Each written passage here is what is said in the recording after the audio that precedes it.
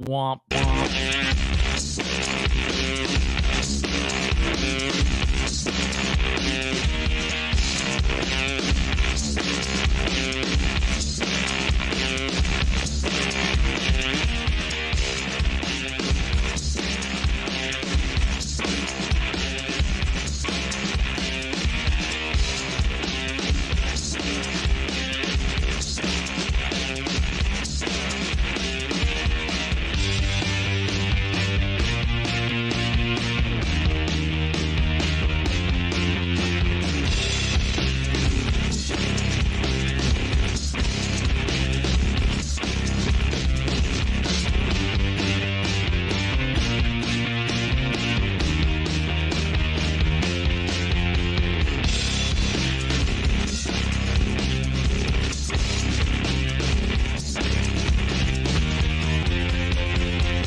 Hello, ladies and gentlemen.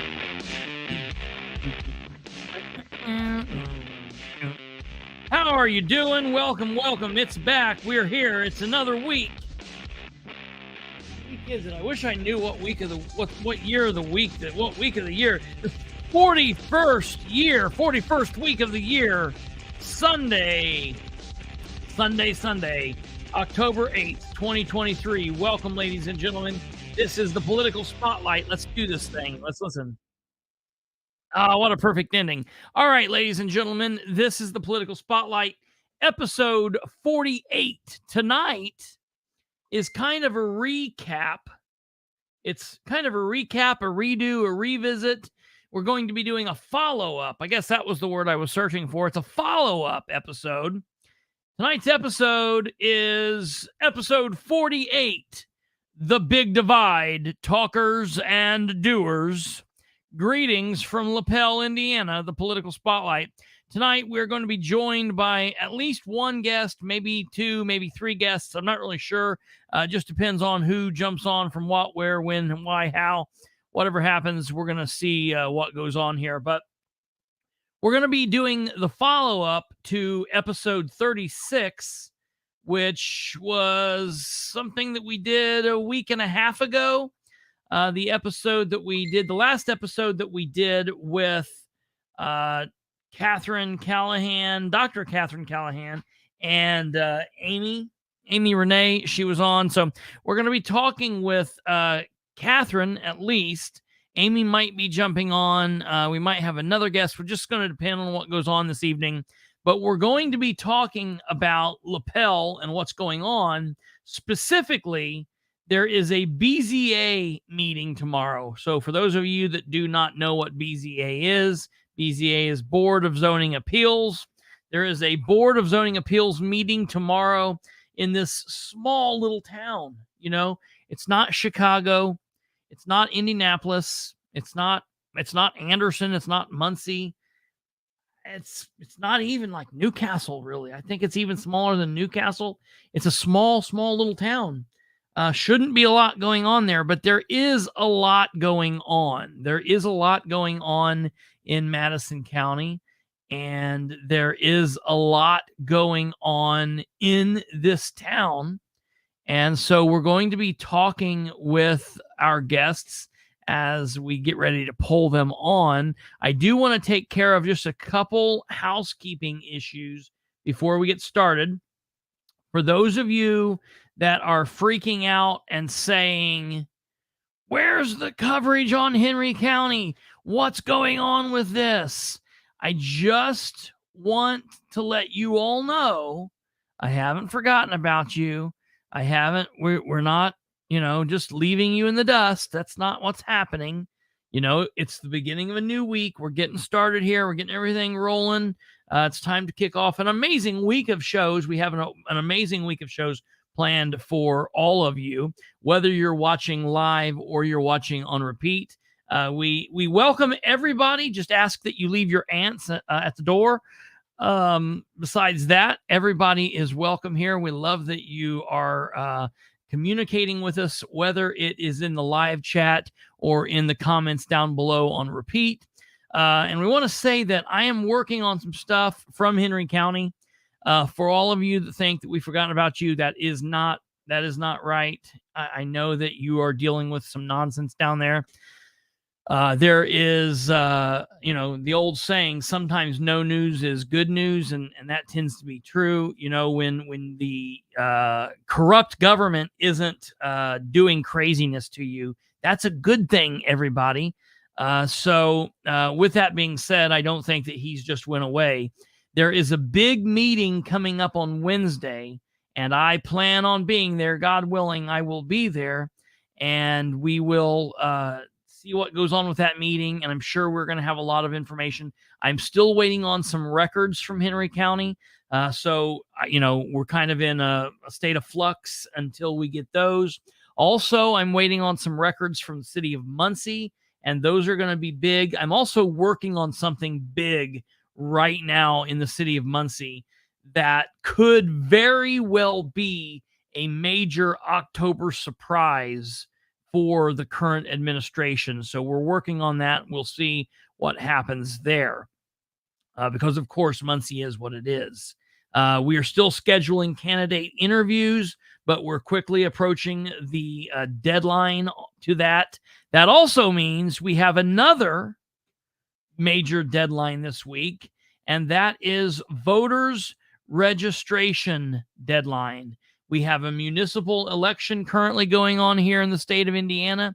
If you're watching from outside of Indiana, just sit tight. Let us take care of this Indiana news here real quick. Well, it's all Indiana news, so thank you for watching. But this is all relevant to you in some way, even outside of Indiana. But voters registration ends this week, ladies and gentlemen, at 11:59. So for those of you that are pissed off in Lapel, for those of you that are pissed off in Newcastle, for those of you that are pissed off in Winchester and Indianapolis and Muncie, for those of you that are in your area, for those of you that are happy, for those of you that live in Muncie and are happy, or you live in Lapel and you say, oh, I love all these people. I love when my elected officials tell me to quit showing my ass and sit down and quit redressing government. I love being told that. I want to elect Chad and tell him what a brilliant person he is. Okay? Well, you get to do that this year. You get to do it in just a few days, matter of fact. But in order to do that, you need to be registered. So this is for the people that have never voted in their life. This is for the people that might have voted 10 years ago but haven't voted since. This is for the people who've gotten married, who've gotten divorced, or who have moved. If you're not sure about your registration, this is really for anybody. Pop on www.indianavoters, indianavoters.com. You see it down at the bottom of the screen there. Click on that and do the thing. It takes about 5 minutes. You can do it from whatever device you're currently watching this, and you need to do that on or before 11:59. So I would say probably 11:55 because it takes about 5 minutes on Tuesday, October 10th. That's this coming Tuesday. Alva says he tried that website. Something's not working with it. I promise for all of you in Indiana, it's working. Alva is from Louisiana.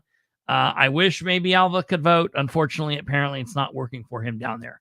For all of you within the great state of Indiana, I promise you it will work. So please do that. That is Tuesday. And then for any of you early bird people, early voting starts the following day on Wednesday. Now, I am not a big proponent of early voting. I used to be. I have changed my stance on that.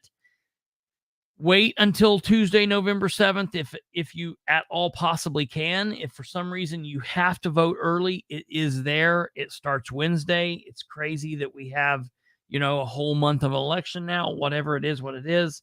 But it's rapidly approaching, and there's a lot of problems in a lot of places. This is how we start to deal with it, folks. If you're not sure who you should be voting for in your community, if you're not sure how to vet those people, you can give us, contact us here and talk to us. I'll point you in the right direction of how you can try to get educated and whatnot. A lot of the ways and a lot of the things that you can do to get educated is just watch the programs here. So if you are not subscribed, please get subscribed.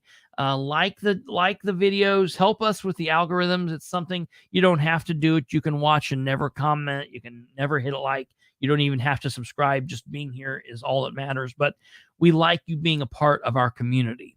All right. So without further ado, ladies and gentlemen, we're going to be bringing on our guests. It looks like one of our guests is blacked her screen out. Oh, nope, she's coming back on. So, all right. Yeah, you should like it, Charlize. I think it'll be interesting. I think if we get it done, I'll contact you and fill you in on kind of what we're talking about here. All right, without further ado, ladies and gentlemen, here is Katherine Callahan and Amy Renee. Oops, Amy Renee. Hello. Hello. Now, how is everyone? Amy's been running around like Aaron Brockovich. Let me just tell you something. She's been running around. She's been getting information. She's been out running around in the fields. She's been getting video coverage from the different places where LKQ has vacated, where they've built. So she's been, I don't know if she's been showing cleavage or not, but she's been out there. I can't do it as good as Julia Roberts. I try. Right. So, but I do want to say for those people, you know, how important it is to vote. I thought you did a great lead in here. You know, like Thomas Sowell said, it's hard to imagine a more stupid or more dangerous way of making decisions than by putting those decisions in the hands of the people who pay no price for being wrong.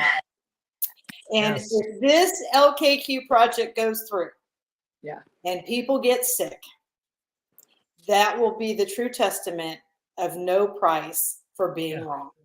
And that's the saddest part to all of this. You know, I got to give a big shout out to Blackford County. I don't know if you know about this or not, right? So we really should talk about, we should really, you know, I really believe that we should learn from others' mistakes, others' problems. Now, you know, some of us don't necessarily do that. And I got pretty much chastised on Facebook of talking about that this week, that, you know, let's look at what the proven track record here is.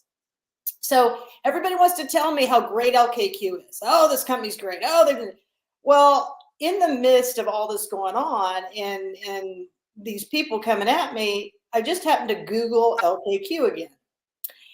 And guess what? As recently as February of 2023, they are in all kinds of violations with this Webster Lake out on the East Coast. They've ignored the EPA comments, right? A big shocker. They've been at this for years trying to get them to conform. And, well, they say everything's been fixed, but if you go out there and look at your eyes, they're draining all kinds of stuff right into the lake. And so I'm not sure where Lapel believes. Now, I mean, it's a great community. It's an amazing community. But if for 1 minute you think that this Chicago-based company cares anything about Lapel, Indiana, you are sadly mistaken. This is about dollars. This is about money.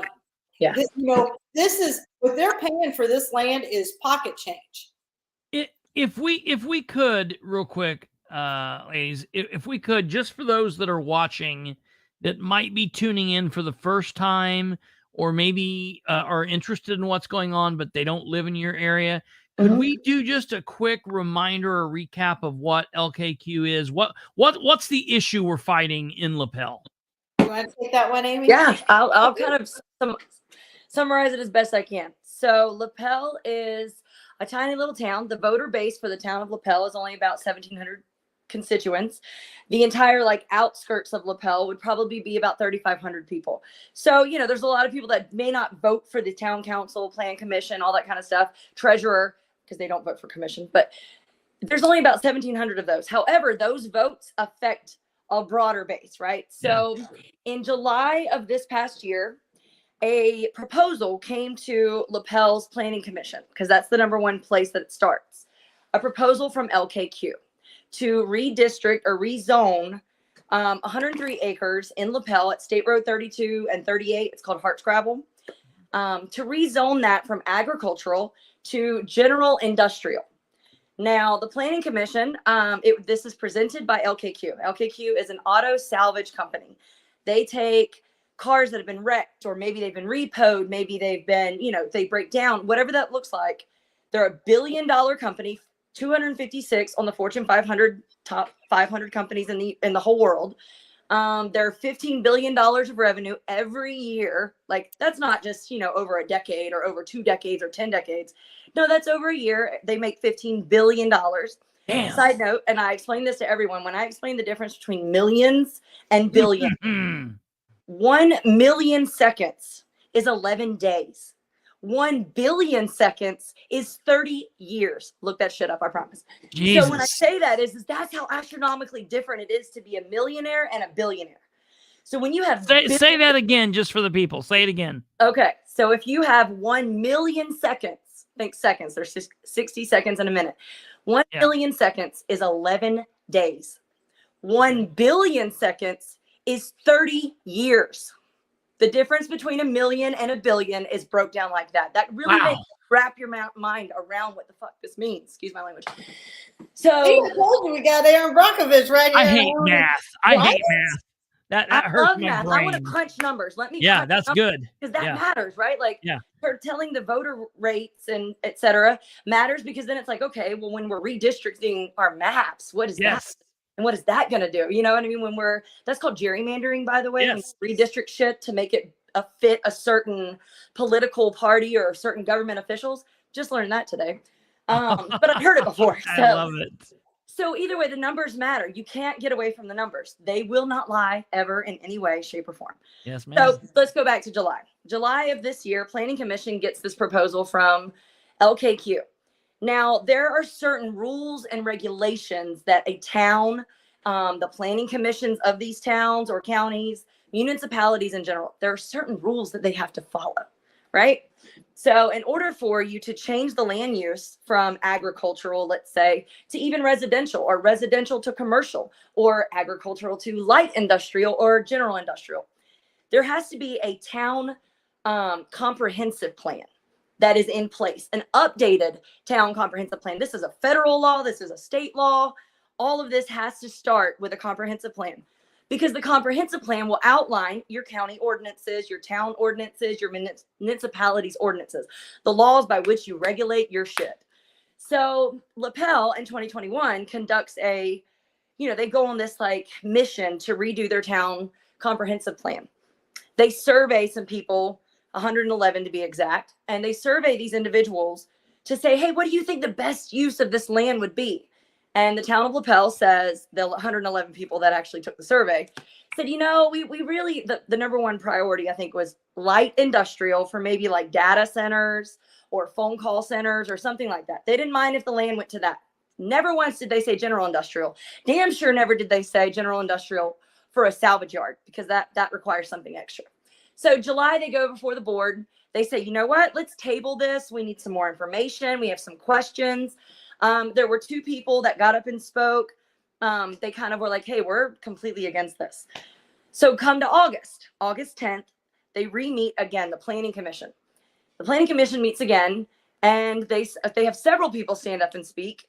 2 of them are of the remonstrators, whatever. And I hate that word. It sounds like monsters.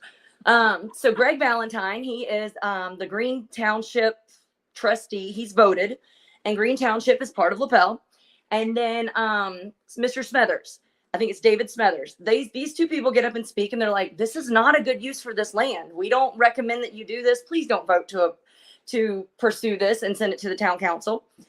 Well, they take a vote, and they vote 3-3. So, I'm pretty sure it was 3-3.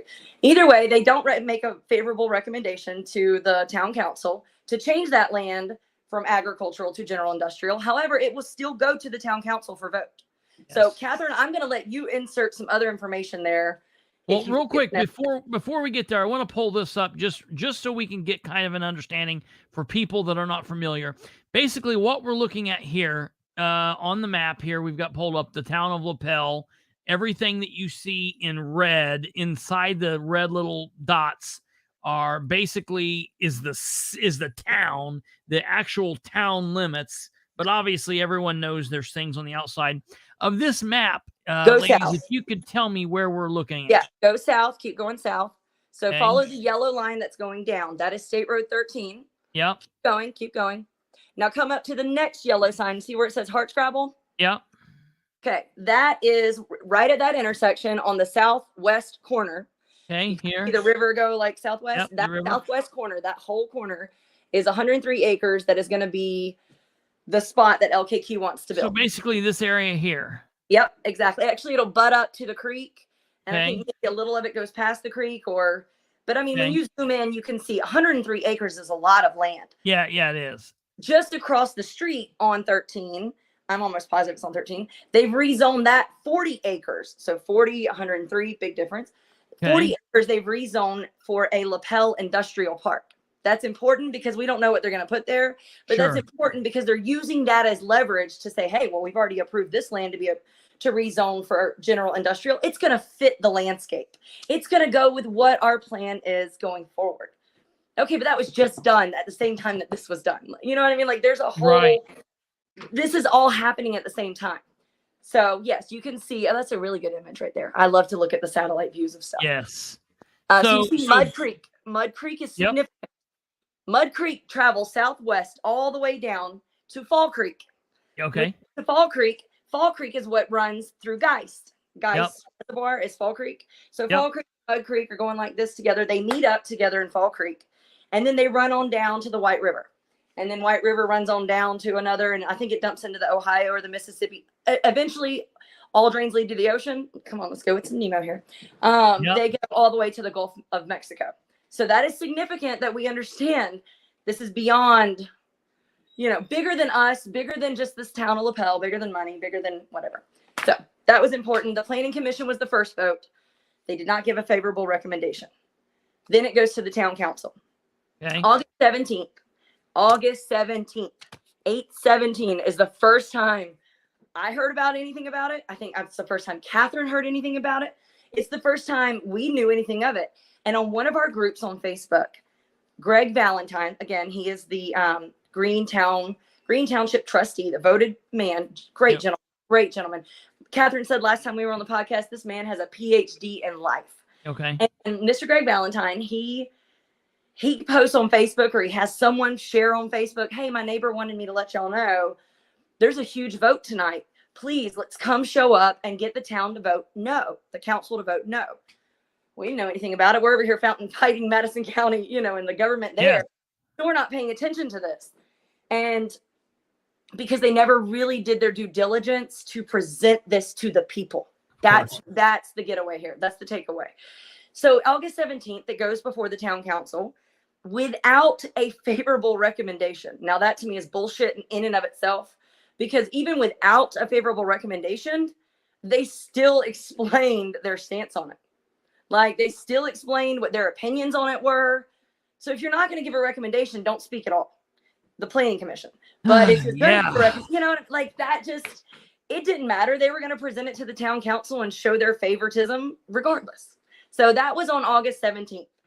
August 17th. After that, they required that the Planning Commission kind of had these conversations back in July, back in June, even the one in August before it went to the town council. Ultimately, the town council voted to change on August 17th, they voted to change the land use from agricultural zoning to general industrial zoning. So there's a lot of gaps in between there. Key point takeaways is that it should have never gone to the town council. There has to be rules that are used when you're creating ordinances. The ordinance is already made. If you look at Town of Lapel website, there's already the ordinance for the land to be changed from ag to general, or to general industrial. But either way, it's where's the due diligence? Now all the people are speaking up for the last month and a half going, we have questions. We have a lot of questions. Yeah. We've discovered, Katherine and I and our team, are working 24/7, it feels like. We've discovered that the wellheads from Citizen South Madison are less than a mile away from there. Oh. One of the key people who is affiliated with LKQ and the design company that they're using, Arco, one of the key takeaways from that company made a comment on Facebook that people need to learn to state facts, that this is not near, this is not going to affect the wellhead. It's not even on that property. Basically, he was saying that the LKQ is not going to be built on an aquifer.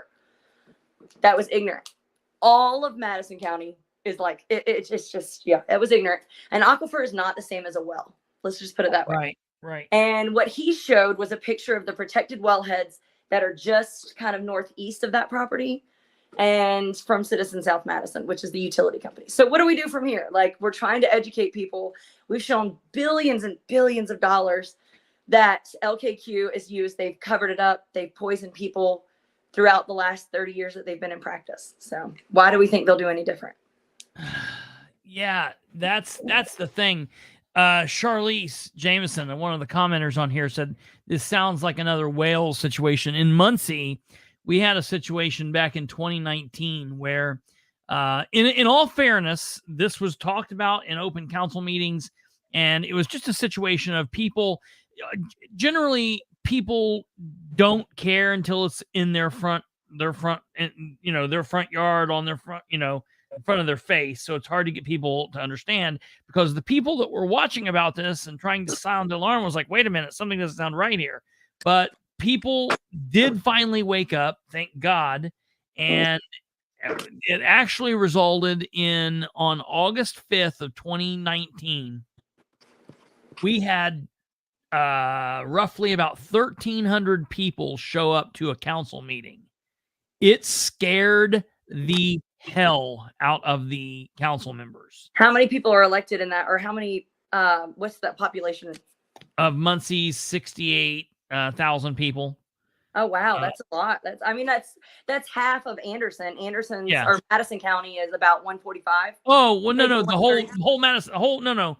We're on par with Madison County. Delaware County is on par with Madison County, county-wise, basically, maybe a little under. But City of Anderson, City of Muncie population is right neck and neck. I got you. So this is just the City of Muncie vote. It's just the City of Muncie. Gotcha. Normally, to give you an understanding, normally at a city council meeting, we might have 60 people in the audience, 30 people in the audience. If it's something really crazy, we might have 100 or 150. 1,200 or 1,300 people showed up. It was standing room only. They were lined up out the door. They were jam-packed in every corridor of City Hall.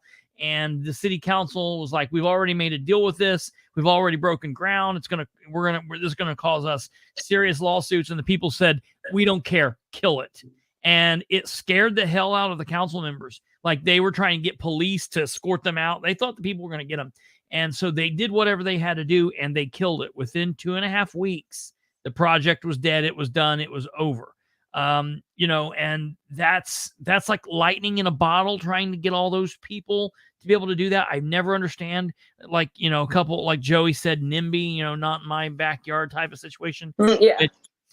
Which people give people hell for. They're like, oh, that's not good being a NIMBY. But it's some people that, if that's what it takes, it's what it takes, whatever the situation is. How do we wake people up to get people to be there? Oh, Katherine. Oh, there she is. What do we do to wake people up to get people from Lapel and the surrounding areas to show up to these meetings? You educate them. So there's a couple things, and I know we're going to be bouncing around a lot. My daughters just texted me. They told me to get off my phone because it's inappropriate right now. You're fine. If you're looking up. However, right. I'm sending footage to Kate right now to put on the show. I do that. I do that all the time. I'll get people say, you're on your phone. It looks rude. I'm like, I'm looking up information. Right. But like, we're not just on TikTok. I mean, they do know, right from wrong. So kudos to them. Like, yes, they know when to be on their phone, and they know when not to be. So, they check me just as much as I check them. So somebody wanted me to mention, and I want you to understand, Chris, here in Lapel, it's gotten very ugly with this whole situation. It's to a point where people are afraid to state their information. People are now, they've got different names. And then even when they have different names, then they're saying that person's really this person and it's not. I mean, it's unbelievable. I don't know why people cannot say what they want to say. I know there's a big movement out there talking about me. So as I look at my phone, this is people who are actually texting me, wanting me to do some clarifications. The very first thing, though, I want to say is I want to apologize to the Paddock family for an incorrect statement. So what you'll know about me is if I'm wrong, I'm going to admit I'm wrong. I got their relationships a little bit wrong. And so I want to clarify this for everybody. So my apologies, Mr. Paddock, for saying that Brian Robertson was your son-in-law. I do apologize for that. So how we're going to start here is the vice president of ARCO is Landon Paddock. Landon Paddock is the company that's going to do the $40 million build out for LKQ. Now they tell me I really can't say anything. Here we go. This Zed guy. He's an amazing guy. We should listen to him as he talks tonight. Okay. He's one who had to go underground. Okay. So if he has anything to say, we need to listen to him. Okay. So anyway, so Landon, so they say, well, they don't really have the contract yet, but we've done a lot of research and they've built, I think, the last 5 buildings for LKQ. So then I'm told, that, the things that I'm saying are unwarranted. And they go on and say, okay, Texas is really going to take care of this build out. They're not going to have the Indiana territory do the build out. Okay, so your vice president lives 2 miles from the build out and he's not going to be involved at all. You're going to fly somebody in from Texas? Yeah. Either way, is that not still conflict of interest if he has stocks in that business? Stupid. Okay, but people are telling me. So anyway, so he is the vice president. His father sits on the planning committee. His brother-in-law sits on the planning committee, which is not Paddock's son-in-law, okay? And then his brother-in-law, Brian Robertson, who owns a trucking company, he sits on the town council. And then in June, they just appointed Cam Paddock, Landon Paddock's brother, to the BZA. Now, here's what's even more amazing. What's more amazing is that I have had conversations with some of the people. They did not learn of this relationship until myself or Christy Worthman put out on Facebook the relationships. We didn't know about the relationships. People came to us and told us the relationships. People were sending obituaries to show the relationships. For anybody that says that stuff does not matter, let me be real clear. You're ignorant. Those people that say that kind of stuff doesn't matter, they are ignorant and they're not worth the time to talk to, because here's the issue. In politics, you have 2 things that's really, really big. You have the conflict of interest, which in a lot of ways, the conflict of interest is illegal and or definitely not ethical and have moral issues. Then you throw that out. Okay, so it's not a conflict of interest. Well, is the appearance of impropriety there? Because the appearance of impropriety sometimes is just as bad, because in politics, we know that perception is reality. And so that's a problem. Now we need to add another player to the Paddock family. So another player to the Paddock family, which is an actual direct household benefit for ARCO, or for Landon Paddock of ARCO, is Amanda Paddock. Amanda Paddock is the secretary for the redevelopment committee in Lapel. So that matters too. So now we've got Amanda, his wife. Amanda is Landon's wife on the redevelopment committee. She's the secretary. We've got Cam on the BZA. That's his half brother. He is on the BZA, which is the Board of Zoning Appeals. He's got his dad on the Lapel Planning Commission. And then he's got his wife's stepsister's husband, which is Brian Robertson, on the town council. So he's got every little voting board that you could possibly have. He's got a member of his family. He's got a hand in. Yeah. That's significant. I don't care what you say. But you're right. It is the what you said about the conflict of interest and nepotism. The appearance of impropriety. It is the appearance of it. The appearance of impropriety. Yeah. Absolutely. That actually is listed. And it goes on, the state code breaks down what nepotism would be. It says nephew, niece, aunt, uncle, cousin, sister, brother. what the town attorney used, Evan McMillan, immediately when Katherine got on Facebook after August 17th, and a lot of us are on Facebook. Initially, we had a lady named Amy Egley. She was asking some really phenomenal questions. She's gone silent since, unless she's going to respond with, well, I don't have time to, explain my comments when this is reiterated points. And she just kind of defended LKQ and the stance from there. Either way, initially her comments and her posts were very good. They asked a lot of good questions. She's very educated, very eloquent with her writing. So either way, Katherine gets on there. So Evan McMullen, who is the town attorney, he works for Graham, Farrer, and somebody else, which is out of Elwood, who is also the county council's attorney and the commissioner's attorneys, just FYI. Either way, Evan McMillan gets on there and writes a letter. He misquotes the code, the state code that is used to determine conflict of interest.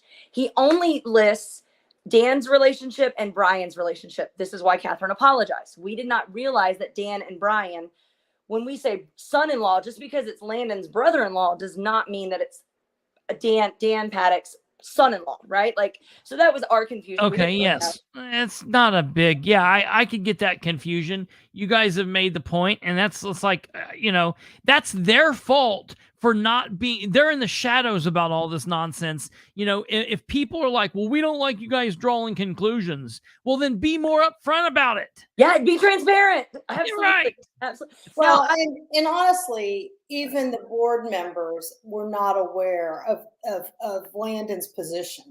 And that's a problem. It is a problem. And it's amazing that when I put this on Facebook, and I just sent it to Kate, she's working on it right now, the town attorney tells me that I don't understand what nepotism and conflict of interest is. I'm thinking to myself, I think I do know what that is. So if she could get that, that'd be really good. Did you tell him that you figured it out sometime in 1978, and you asked him where he was at that time period? Well, that's the whole thing. I mean, he's not born? Oh, okay.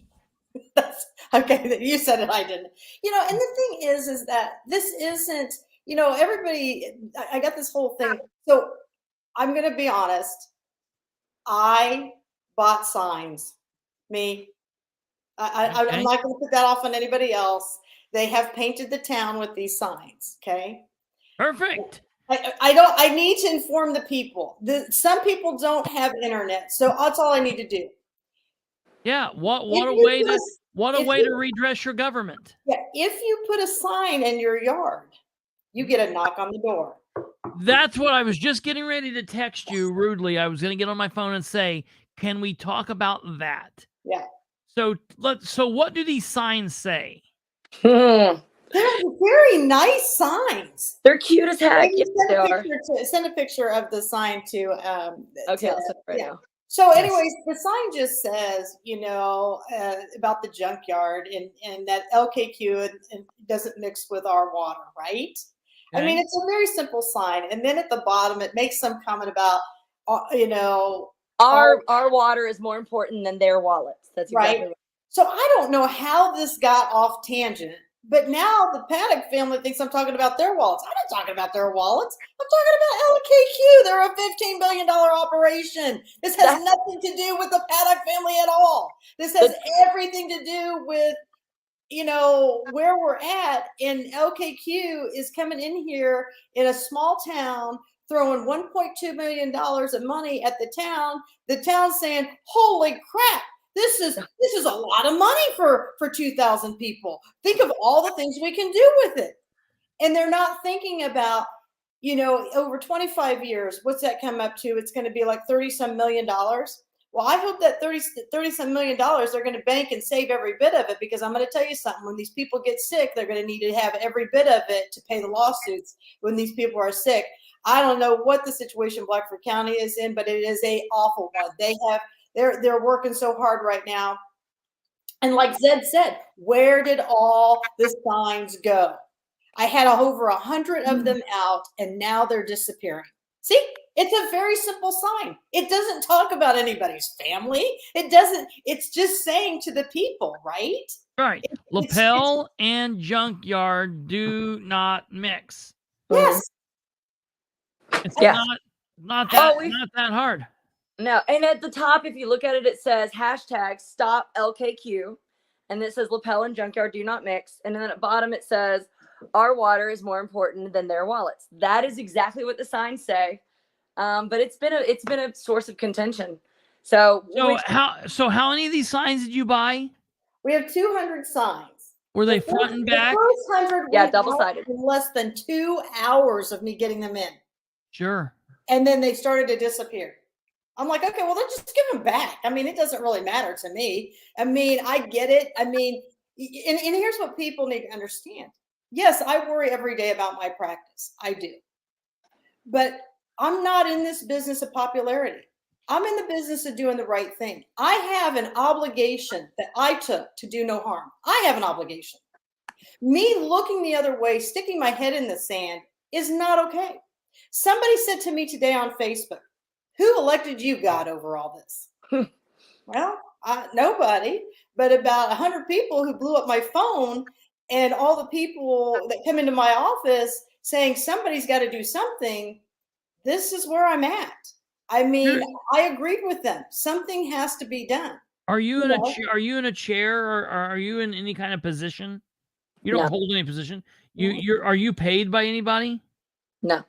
Is anybody paying for these signs? I assume these signs are coming out of your own pocketbook. The attorney. I have paid 2 5-digit checks to an attorney. Okay. I paid for these signs, all of it out of my personal bank account. Well, so, that person who says that to you has the same ability that you do. Oh, no, she called me arrogant. Well, that person has the same ability to be arrogant if they so choose, or do it their own way. They can write checks and they can talk, that's what I always think is funny. When you get someone that is speaking out against a policy or against a politician or against an event, and then the people on the other side, they're not speaking for the thing. They're not speaking pro. You're speaking against the issue, and they're speaking against you. It's very lopsided. Yeah, they're speaking against. They made it personal. This is a personal attack on the Paddock family, and it's not. But I think the culture of Lapel and the culture of Madison County is that it's completely fine to have 5 different family members on all of the, one on every single board within a town. It's okay to have a mother be a commissioner, and her daughter-in-law, her son's wife, be a county council member, and for her son to be on the Board of Zoning Appeals and the Planning Commission or whatever it is that he does. No, and then to make his $186,000 that he owes the people go away, and you voted on it and say there's no conflict of interest. Right. Do you know that whole thing? The wrong Indiana code was cited in that case. So we're talking about the Likens family. The Likens. I mean, the wrong, but that was the same Indiana code they tried to cite in this one, but it's the wrong Indiana code. And so that got addressed like, no, that code doesn't apply here. This code applies here. So the code that applies there is saying if you have an indirect or a direct financial interest, you can't vote. Yeah. I mean, this whole thing of this is personal, you're attacking our family. No. What I'm asking you to do is follow the rules. That's all I'm asking you to do. So one thing we kept hearing, I'm sorry, Katherine, with the Paddocks and the Likens, I know several people that are very, very close to the Likens, and I love these people. I love them.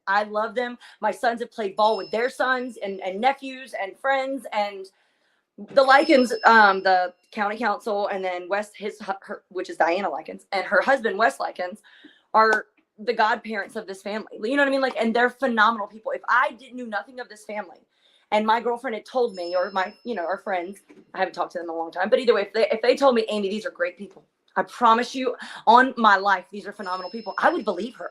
And I'm not saying they're not good people. I bet they're phenomenal people. I've had an educated conversation with Diana Likens at the budget meetings last year. She was eloquent. She was poised. She was kind. She smiled, made good eye contact, all phenomenal features. I have nothing ugly to say about them. Again, it goes to the culture. This culture has believed. Yeah, that's the whole thing that we have to change. So, coming back, see right there, I'm owning this. I am the one who did it. I don't want anybody else to take any blame for it. It is me. Now, I didn't design this. One of the community members designed this. They didn't even know the relationship of the paddocks when this was designed. So that's why. And it doesn't even say anything about the paddocks. Yeah, nothing has to do with that. This has to do with our water contamination, and everybody needs to take a step back. Now, today, one of my tires was slashed. That's fine. If that's how far this has got to get, it's got to get there. I'm gonna own all that. I'm not gonna sweat all the small stuff. Right? Wait, a commenter brought up a question a minute ago, and surely to God, and I get it. People are afraid of this. People are afraid of stuff like this, and some of it's for valid reasons, some of it's not. It just depends on what's going on. Surely there's got to be some kind of old farmer around there that's like doesn't care about anything, that'll come off who's knocking on the doors asking people to take this stuff down. Well, somebody's got to be willing to say that. Here's the thing. I'm going to start reading to you. I feel left out. I haven't gotten a knock on my door about my signs. My dog gets excited when we have visitors. She's missing her opportunity to pee out. Oh, where'd she go? Doing this. Hold on. You cut out. Say it again. You cut out. Say it again.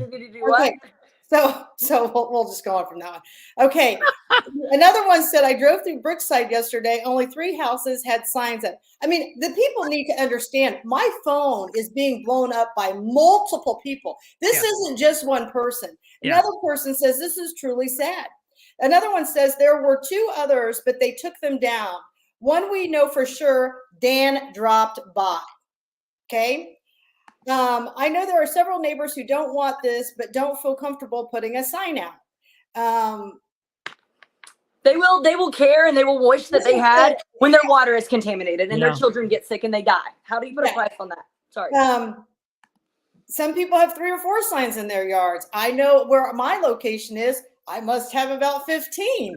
And anybody who needs one or wants one, doesn't feel comfortable coming in to see, take it out of my yard. I don't care. Help yourself. Only if you're going to take it out and put it up. Don't take it out and steal it and throw it in the trash. Yeah, right. That's not what we're authorizing you to do. Yes. Yeah. Yeah. And so, I mean, and they just go on. I don't know who Tony is. And somebody by the name of Tony has one up. And he said they didn't ask my opinion when they put an amusement park in their backyard. Landon and Amanda just put in a pool house right next to Tony's. I'm like, oh, okay. So, I mean, there's all this going on. People, I get it, but I'm going to speak for the people. So as we move forward, people need to understand this company has over $7 million in fines. Okay. They're not going to just say, oh, we're in Lapel. We're not going to contaminate anything. The other thing is there's a runoff over there. That runoff goes into Geist Reservoir. How mad do you think Geist Reservoir is going to find out? That's the thing. This is so much bigger than just and these people, what they need to understand is I'm not fighting for one particular person. I'm not fighting for a group of people. I'm fighting for everybody who that serves. That includes the paddocks, right? So part of my job is to know the dangers. And my job is to speak on those dangers if they're there, right? I'll tell you, there was a lawsuit. There was a malpractice lawsuit. And this malpractice lawsuit was for millions of dollars. And it's because the family practice doctor never once in the 30 years of taking care of this patient said, if you do not quit smoking, you could get lung cancer and die. This person got lung cancer and they died. The family sued the family practitioner and they won. Yeah. So we all have different types of obligations. Now, as we fast forward into some other things, we've been looking through the minutes. The minutes have not been up for the longest time. So people have kind of been bringing that on Facebook. Suddenly, All the minutes have appeared. They're there. Yay. Yeah, isn't that amazing? Not all the minutes. Not all the minutes. I still can't find the A minutes lot of where where it goes from. If you look at the town website, you see Noah Bozell is on the planning commission. He is listed as one of the 6 members. He's not on the planning commission, and he hasn't been all year long that I can see. But there's nowhere in 2022 and 2023 where I can find that it says that there was a vote to replace Noah Bozell with Brian Robertson. Again, How Brian does that work, Robertson, Chris? brother-in-law. Yeah, how do you bring one off and put another? Aren't you supposed to bring that up in the minutes? So it just depends. I mean, well, yeah, obviously it would. Yeah, obviously that would be in the minutes. Obviously, I mean, it would be. So is there not a minutes where Brian Robertson is then there? We can find. Oh, he's on the town website even as of tonight. Noah Bozell is still listed as the 6th member. Yeah. But he didn't vote. I'm so confused by all of this. Zed says, isn't it illegal for a board member to discuss current issue amongst themselves? Now, I want to make sure what we're talking about when we're talking about board members. We're talking about BZA members, yes. We're talking about council members can discuss anything at any time as long as they're not doing it with a quorum of other council members behind closed doors. Oh, that's happening all the time. That's the only thing. But BZA members cannot. If that's what you're talking about there, Zed, it is illegal for BZA members to have discussions or to be trying to talk about stuff or be influenced or trying to influence things. That they cannot do that. Sorry. You're fine. So why is it that that a BZ Board of Zoning Appeals would not be able to talk, but our elected officials would be able to talk? That just seems a little ass backwards. It's because of the fact of what the positions are. So as a council member, you're a representative. So what you want your council people to be able to, you want to be able to go and knock on your councilman's door or see them out in public and be like, hey, I want to talk to you about this. So you can discuss things with them, and that is an approved thing. The BZA has because of what they're doing, it's almost like trying to remove that appearance of impropriety. What they want to do is they want them to get the information in the meetings and make their decision based off what they're getting on the record. And they're not elected. They're not elected. They're not elected, so they're not representatives of the people. So they're not the same thing. Anything that they're discussing has to be put on record. Yeah. So they can't discuss this stuff outside of a meeting. Yeah. That's the difference between an elected official and an appointed board member. So does that mean that if it has to be they have to track exactly what they say? Their minutes have to be taken verbatim. Does that mean they have to be shared verbatim? So the thing is, what they have to do is they have to have an adequate record. They have to have the public access counselor this is one area where they're kind of muddy about it. They have to have an adequate record of the vote, the decisions, and so on. For example, the city of Muncie. If you get up at the city of Muncie and you're up at the podium and you're going, they write that stuff out in the record. Oh, wow. I love it. If you get up and you burp or you fart on the record, it's in there. Some of these places write, we talked about ordinance 2135 and we voted on it. And it's that. And so it's just really haphazard how places do things. That's why it's so important that all of these damn boards, commissions, council meetings live stream their meetings. So we don't count on what, Miss Dolly is taken by hand, or how she's listening to her 1988 reel-to-reel recorder for the minutes. If you're live streaming this crap, it's there. It's there, audible there, and the law is working us that way, but we've still got to wait until July of 2025 for it to go into effect. Well, the other thing is, and somebody wrote in, at the end of the day, no father, brother-in-law, wife would vote against their immediate family. Never. This makes these members non-impartial. Yeah. Very, very true here. right? Yeah. Very true. We've seen this exact thing. If they will come around and influence their neighbors, how much more will they influence their children and their family members? Hell yes. Yeah. And I get, the town needs money. I talked a lot with Pendleton over there. And like they said, we need the money too, but something better will come. We just have to wait this out and be patient. And I agree. I mean, we just have to take a step back. This was ramrodded through.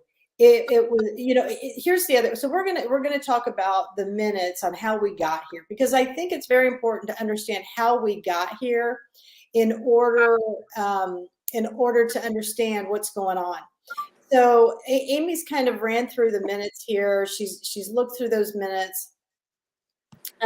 So Amy, go ahead, and I'll chime in here when you get to when they were right before they got ready to vote. Okay, so if we go to the minutes, July 13th. Actually, let's go to the June 8th one, because June 8th minutes matter. That's how quick this has gone through. Yeah. So June. You're so quick. But if I'm gonna be a multi-billion-dollar company that wants to purchase this land and build this facility, I don't pause real quick. I don't want to stop you, but we have someone called Weedy99 that says, I live in Brookside and want a sign. How do I get them? What is can you private message us your address, or my name's Yep. Or you can stop by my office and pick one up. They're in the lobby. It generates a lot of conversation in my lobby. So they're sitting in my lobby. You don't have to talk to anybody. You can walk right in the front door. You can pick it up and walk right back out if you want. Right, family practice, 299 East Pendleton Avenue. Right there on the corner of Pendleton Avenue and 13th, where the old CBS building is. So you come in the medical practice, not the dental practice. Come in the medical practice. It's right there. If you want one, you can take one out of the yard there. If you feel more comfortable with that, whatever you're comfortable with. If you want a sign, they are free. There is no charge to anybody for these signs. They are free. And so, this all started in June, and that's what's amazing to me is these minutes start in June 8th, and then suddenly Kim Paddock is appointed at the end of June to the BZA. I mean, there's a lot of coincidental things going on here. I'd like, but that's neither here nor there. So they bring this up in June. Then we go to July. What was that? Oh, I don't know. We go to July. That was cool. We go to July. And what do they do in July, Amy? Okay, so in July, there's all of this discussion. So kind of have to back up a little bit. I'm not sure when the new town planner came on, but Oksana Polhoy is with Madison County Council of Governments. She is, I guess, paid for by MS Consultants. There is a contract between Lapel and MS Consultants. She is the acting town manager, town planner, whatever that looks like. So she is... In July, she starts going out and explaining some of the things that is going on with this new business. So the new business is done. It's an application for a rezoning of real estate from agricultural to general industrial, which is 3 different parcels were used to rezone. Amy, bring it in. Get over it. Okay. Get So to the point. Several people go out and they discuss. They're against it. They get up and they speak. Either way, the So nobody spoke for it. Brandon Smith from LKQ discussed it, and Chris Farrer discussed it. Okay, but nobody from the community wanted this thing. Oh no, they were all against it. Exactly. How many people spoke? Dave Smethers, Russell Bowman, Jim Prather, Andy Cole, Jeff Perdue, and Gary Shook. 6 people. But Okay, see, so nobody knew about it. At the time, nobody really knew about it. And 2 remonstrators sent in letters. So that's a total of 8 people. 8 people. Nobody wanted it. Actually, the remonstrators are the 2 people that spoke. So it's 2, or Mr. Okay. Valentine didn't speak. So it's 7 people. Yeah. 7. Okay. Okay. So they go through this. So they table it. They table it, right? It does. So it says that they wanted to see about waiting. Motion was made to continue the review of the application until the next meeting on August 10th to review these notes and the remonstrators' letters. Yeah. So then as the next meeting comes around on August 10th, we still are unaware. Like, we did not know of this yet. So on August 10th, it is now their old business is coming. They're going to rediscuss this vote. Oksana, the plan commissioner or the town planner, gets up and she presents new items to the planning commission. Guys, we've got some new stuff. There's a wellhead protection area that is mentioned. That's important. And she also spoke on the aquifer. She stated that she personally spoke to IDEM, so the Indiana Department of Environmental Management, and said that they stated it would have to have some permits regarding the water. So the people get up or the petitioner, which is LKQ, Mr. Fair, he gets up and he speaks about the permits that they would have to pull. And then he also mentions the TIF. Mr. Fair explains how the TIF will work and how it's related to this LKQ project. The president pauses and Greg Valentine gets up again and he speaks. Dave Smether speaks again. They're still against this. So I will give this right here. Dan Paddock, it has been quoted to me that Dan Paddock asked for an environmental study to be done. I've not seen one flipping piece of information that shows where Dan Paddock asked for an environmental study to be done. Dan Paddock, on the record, reading the minutes, stated that he would like some guidelines in writing and some authority to shut down LKQ if they don't follow these guidelines. Well, the water may already be contaminated by then. Yeah. So the guidelines might be a little too late. Right. So here's the thing. So they request all this stuff, Chris. Mm-hmm. Okay, they request it. And what happens that same night? Same night, yeah. Polhoy, yeah, they voted. They still voted for it. Polhoy says, "Oh, you don't need any guidelines. Don't worry about it. They're zoning district rules." Yeah, this is what I want people to understand. If I have a patient come in and I think they've got cancer, and I'm like, I'm just going to send you for some chemo and radiation because I think this is what you got. I haven't done the x-rays. I haven't done the blood work. I haven't proved it. How can I do such a thing? Yeah. You didn't do your due diligence. And it's not just one person. No. It's, and here's the thing. It's 6 people should have demanded this. However, the 3 people who voted no did their due diligence. They listened, they did some research, but nobody wanted to hear from them. The 3 people who said no, why? Because it comes down to the $1.2 million that they're going to bring into this community. And let me tell you, it doesn't really go as far as you think it's going to go. Well, yeah. And the thing is, are you willing to sacrifice your water over such a thing? I just don't understand how we even voted if we didn't have all the information. We didn't even meet what our own ordinances, our own expectations of our own community is asking you. That is your obligation in those seats. Your obligations in those seats is to do the due diligence that are placed in our references for you to meet. You need to have those environmental studies. People are telling me, well, what about the farmers? Well, what about the farmers? Your planning committee should have been asking for the soil samples. Long before now. Your farmers now. I mean, this has got to be where there's got to be some accountability on their part. Due diligence has to take place. And even the paper, the Herald Bulletin, as much as I don't get along with the Herald Bulletin, they said Lapel needs to vet this a lot better before they make a decision. Wow. That was even its own article. They need to look at this better. Who wrote that? Ken Delabastide wrote it. I was very proud of it. No way. Yeah, that was a couple weeks ago. Yeah, I remember that. Things in my office. I'm proud of that. They have not vetted this correctly, and that's the part that I'm upset about. Yes, great. They're family. I don't care. If you are going to do that, then you better be doing everything that is asked of you, the rules and the laws that are in place. And you have failed the people by not doing that. I do not appreciate any elected official who's going to get on and start screaming at me because I'm asking you to do your due diligence. I don't appreciate any of that. So this is kind of the thing. Then it goes to the council, and the council knows that these things are being asked. They still don't demand it, and they vote. Yeah, the town council, that's on August 17th. Yeah.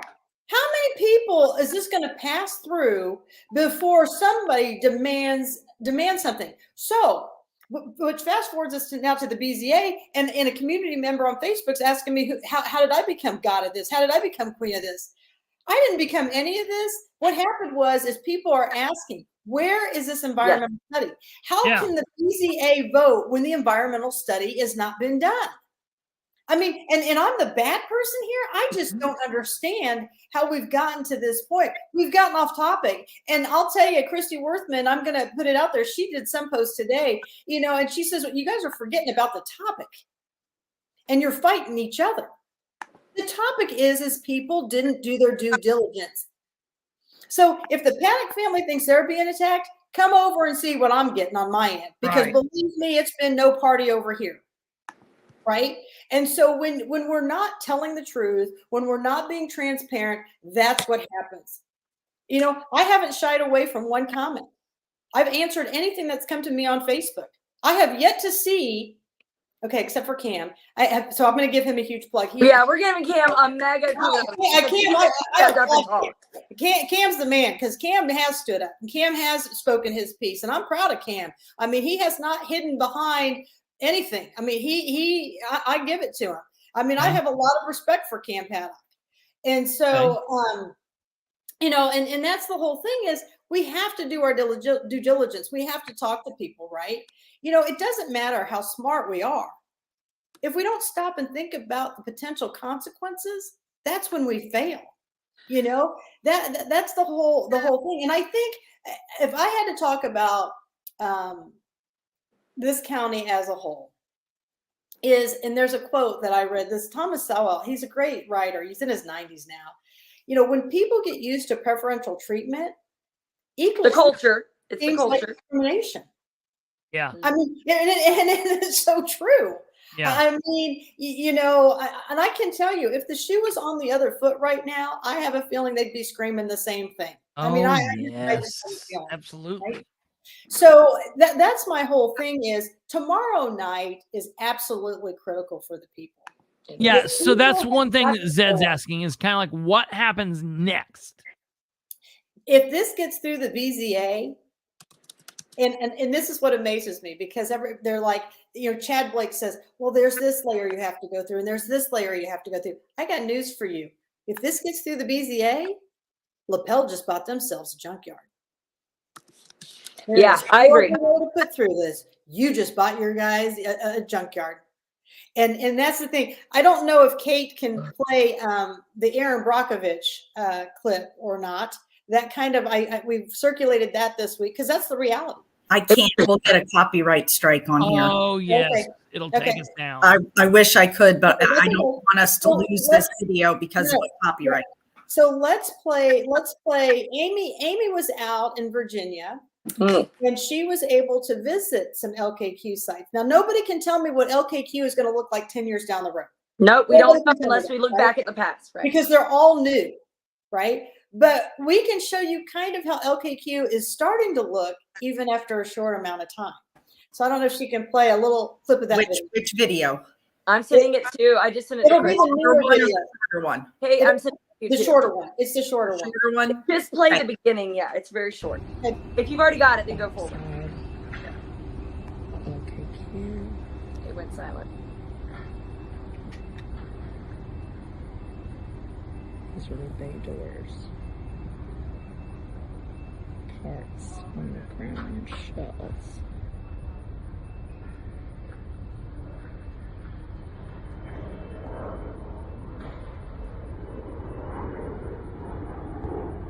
Retention pond.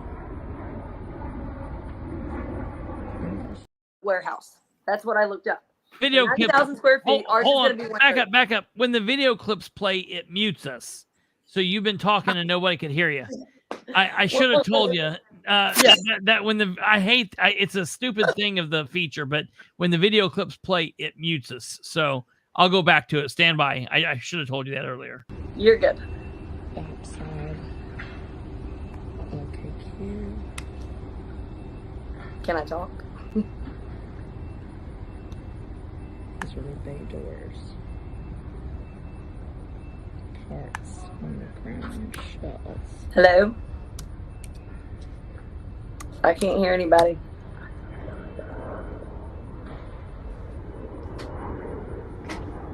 Retention pond. Industrial.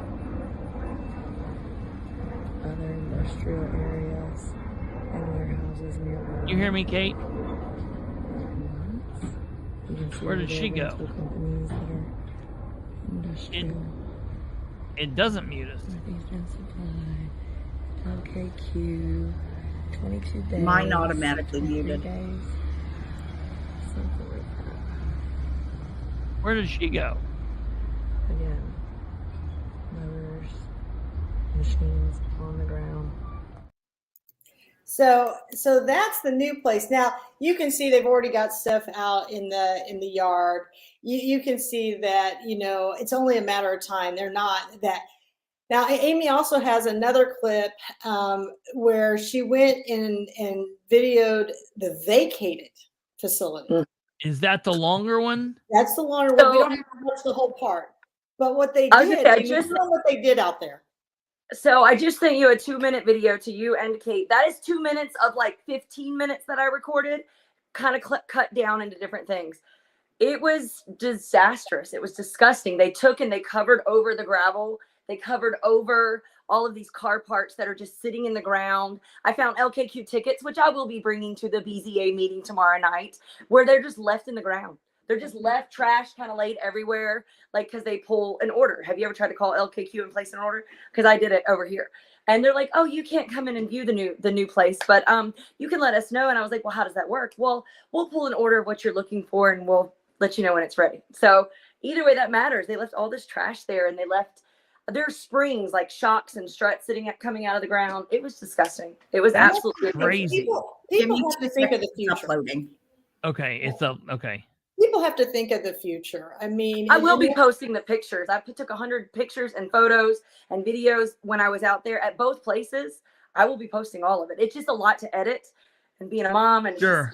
I don't know what I'm editing and what I should show. If you need any help with that, Amy, you can send that stuff to me, and I'll try to help you do whatever I can.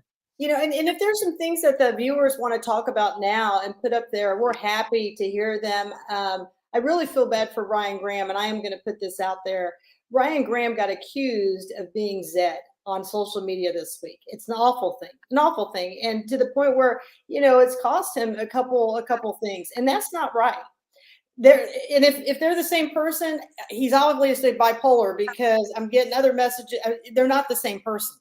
I don't know who Ryan Graham is, first off. Yeah, but it's sad that people would just accuse somebody of being somebody they're not.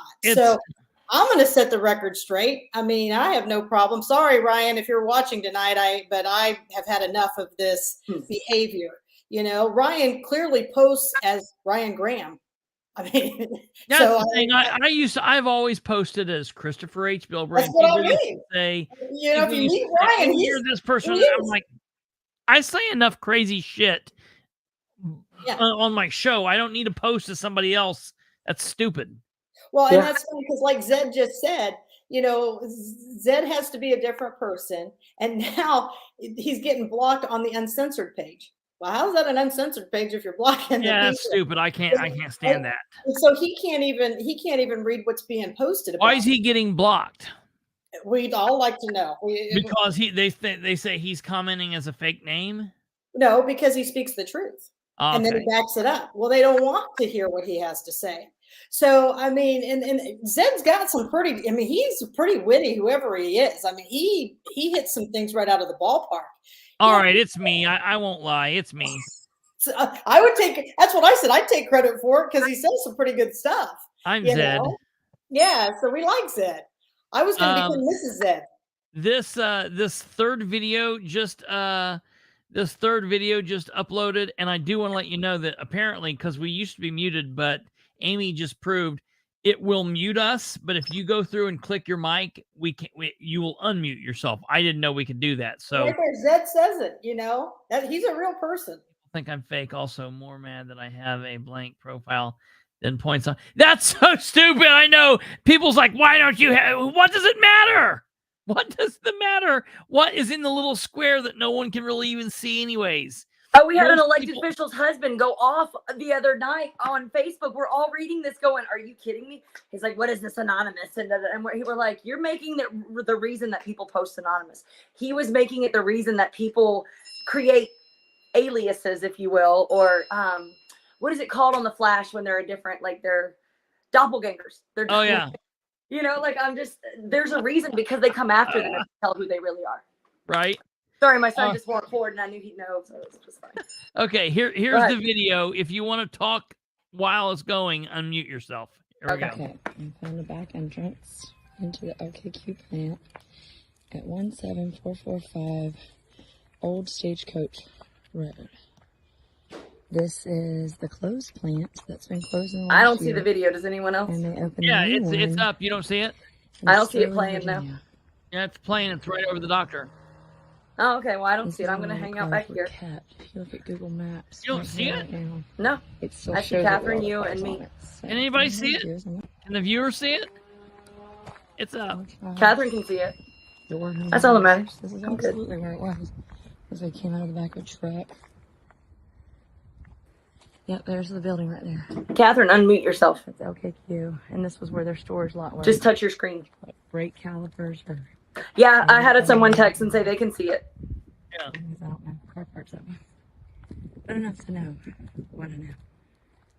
This is really good video. I mean, this is really good that you were able to do this. I am not a Please don't videographer. Let me just say this. It's valued at So over $6 just forgive million, my moving around quickly. which is Yeah. But it was really hella a dump. cheap. It was a literal dump, and For they're like, Northern "Oh, well, this isn't Virginia? a dump. This isn't a. This is But it's that's what a also junkyard is, because y'all. it's industrial. Yeah. That's what it is. No, he's like, This was built. You This know was he's built in sick. like the early 2000s, and now they've closed it 23 years Yeah, later. that's the picture. And this is what they leave.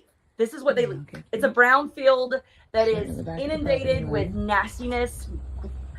Yeah, Yeah. and there's a community right behind. The way I got in Okay, was a it's back right gate. I here. snuck in through a back gate, and because it was I all love it. open. Yes, I'm bringing the Look over tickets here that I just a found on the little ground bit, up and there. Clearly, you can see the So track. yeah, it's great to say that this is going to be a brand new facility. What happens in 20 years? Did you know that it takes 20 years for a TIF to actually benefit the town Yeah. that the TIF the people live in? So in 20 years' time, when you actually get money from the TIF district funds, you're going to be polluted. You're going to be, and that's where I don't understand the justification. Not, Well, but then no, you're going to have 20 Warehouse in the distance dealerships with around you, LKQ used cars. car. Oh yeah. It'll all be industrialized, and it's Right. less than 3 miles from town. 3 Right. miles from the elementary school in Lapel. What's the tickets? So if you go on LKQ on YouTube and you watch LKQ's like little short videos, it actually will tell you that their process. It makes it sound so great. They're like, we will pull a ticket. You order your parts, and we will, write up a ticket, and then the next morning our people go and pull it from the warehouse. Picture like an O'Reilly's or an Advance Auto Parts or a Napa, whatever. And you know how they have the shelves of all like the oil filters, everything that's brand new. Picture a warehouse, 130,000 square foot warehouse full of used car parts. Yeah. So, and your engines are here and your transmissions are there. And we've got, Hondas, Ford, GM, whatever it looks like. So there's a bigger version of that. And in the bigger version of that, they pull a ticket. They have to write, purchase orders or a ticket order. Hey, Amy, you're going to go pull that because my car's a 2016 Nissan Maxima. We need a fuel pump. I don't even know if my car has a fuel pump. We need that fuel pump off that car. Go get it for me, which that's probably something you'd buy new. Hey, I need whatever, the door panel. So they're going to go type up a ticket, and then they're going to come back, print it off. It's a digital ticket. I'm going to go get them real quick. Y'all talk. I'm going to go grab them. Okay. So basically, it's what it is it's just like it's kind of like just it's a junkyard essentially. It is. And is what it'll be. It's kind of like for those folks that hell, it's gone. Like in Muncie, here's the old GW Pierce. It's gone. I didn't know they had most of that up now, but here's the old GW Pierce. Like you can see some of the old cars. What they used to do is just park them back here, and people could go back there and pull the crap off the cars if they wanted. This is like a warehouse for that, basically. Yeah. And so, I mean, this is what people need to understand. You got to think down the road. Everybody wants to show these beautiful buildings that they just did. And Mr. Kate, the attorney we have, he's just phenomenal, right? And he said, I got a brand new Toyota, like Sequoia or something outside, right? Brand new. He goes, but I took my kids to soccer practice this weekend. Well, it doesn't look so brand new in there right now. I mean, it's the truth. I mean, that was a great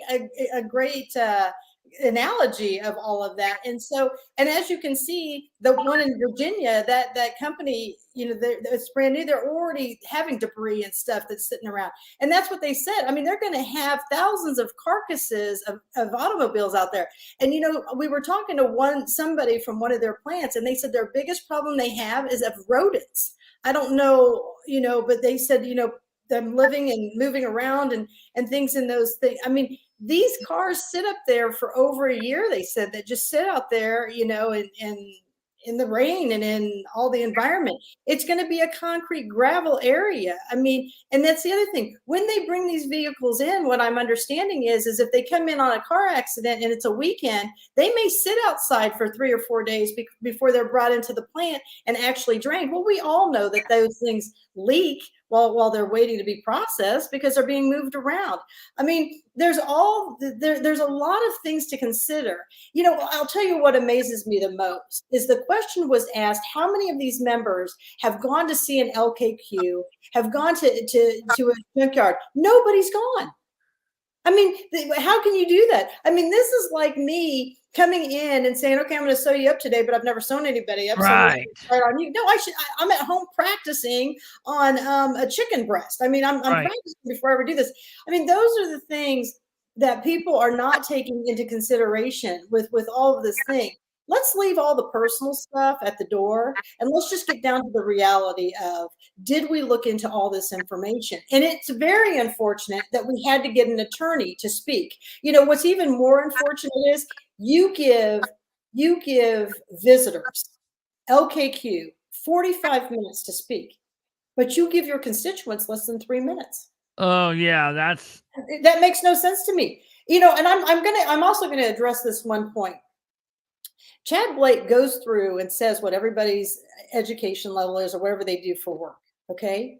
Then he says, and when we don't know what we're doing, then we have these consultants and we consult with them. Well, that's great. You can have consultants. But at the end of the day, the reason why we have elections for the people within that community is because you know the community and you should be holding them accountable. I was mortified that Oksana got up in front of that BZA and told people about a house in the area that was vacant and nobody was living there. You know why? Because she pulled it off some records in the county. Okay, well then the family gets up after they've had to sit there for an hour and a half and they go, that's our house. We've lived there our whole life. How is that representing the people? Our council should actually be ashamed of themselves. Yeah. Oh yeah. That's on Facebook. You earned what you've gotten. You should have never let her get up there and say nobody lived in that home. I mean, these are my problems. And people think I'm angry. I'm not angry. I'm just passionate about what we're doing. Just like Amy's passionate about what she's doing. Just like Aaron Brockovich is passionate. That's what makes the world go round. And I will tell you, my job, I'm not oncology. I'm not an orthopedist, but I have to know enough to know if something's not going right with the specialist in which I've sent you to. That is the same scenario as these elected officials. Great, you have consultants, but you have a responsibility as well to make sure your consultants are doing what is asked and what is needed for our town. And that's where they failed. Yeah. So quit blaming everybody else. All we're asking you to do is do what you voluntarily wanted to do. Yeah. Don't tell people to go down there and put themselves in there and do it. You wanted this. No. Yeah. I mean, that's first of all, I hate when someone says, if you want to bitch, you go down and do it. No. That's not what that's not what the First Amendment says. That's not what participation in government is about. You don't need to go run for office to get up and redress your government. Right. Shame on Chad for that. That's so ridiculous. Now that meeting, when is the next council meeting? That they just changed that. Somebody will know. Somebody will text it to me here in a minute. I'll tell you. They just changed it because of spring break. I thought you had to give more lead time. Break. You mean I fall thought break? you had to give more, or fall break. I thought you had to give more lead time. I thought you had to put some notices in the paper to do stuff like 48 hours. What is it? 48 hours. So Okay. I have written up that it's Thursday the 19th. It's not It was the 19th. supposed to, but because of fall break, they've just moved it. So, I mean, there's a lot that's going to go on tomorrow at this meeting. I know I'm begging the town people, even if you don't want to speak, you need Show up. to be present. You need to be present. I mean, that you don't have to speak, but and I'll tell you, people are worried Mr. Kate is out, but there is another wonderful attorney that is going to come. It's his partner, Mr. Singh. He is going to come in replace of Mr. Kate. And he will speak for us. And we will have a voice. If you have concerns, you need to send those to me through the night. I will make sure he has all of this and put together tomorrow. He will speak for us just like Mr. Kate did. He is going to watch this. He is going to listen to what they have to say, but he is going to hold them accountable for us. And it's important to note that the LKQ is supposed to bring the heat tomorrow night. They're supposed to bring their board of, knowledgeable, educated. Hopefully they have a geologist. Hopefully they have a hydrogeologist that comes out, or someone that's done an environmental study, someone that can answer questions that the town has quote unquote asked up to now, but they've not been able to give a good answer. And like Zed makes a good point. The town has now turned off all comments on their Facebook. I just went to this. What is this shit? I literally just went to this. What is this? Hey, that's what we do. If we don't like your comments, we're just going to shut it down. It says meeting dates and times, Lapel Redevelopment Commission, which I have as set for the 17th. Yeah, they've just changed it because of fall break. They have it set for 6 p.m. at the Lapel Eagles. And that being Lapel Eagles bullshit. So here's the thing. You get to hear everybody next door hooping and hollering while you're sitting in these meetings. I'm not going to put it out on here because I don't want to give them any ideas. Remind me about where the meetings are held. Kate, I'm going to write that down. I got to tell you guys after the show. Yeah, now tomorrow it's at the station on Main Street. Some people thought that was the fire station. No, it is at the station. And it's like a restaurant. Next to the funeral home. What, is there not a town hall? There is, but it's very tiny. Tiny. It's like That's old little. Ridiculous. This really should be in the gym. I'm telling you. Why are they not doing that? They ought to meet in the high school auditorium or the high school gym or something like that. This is ridiculous that they're meeting in bars and restaurants. Yeah.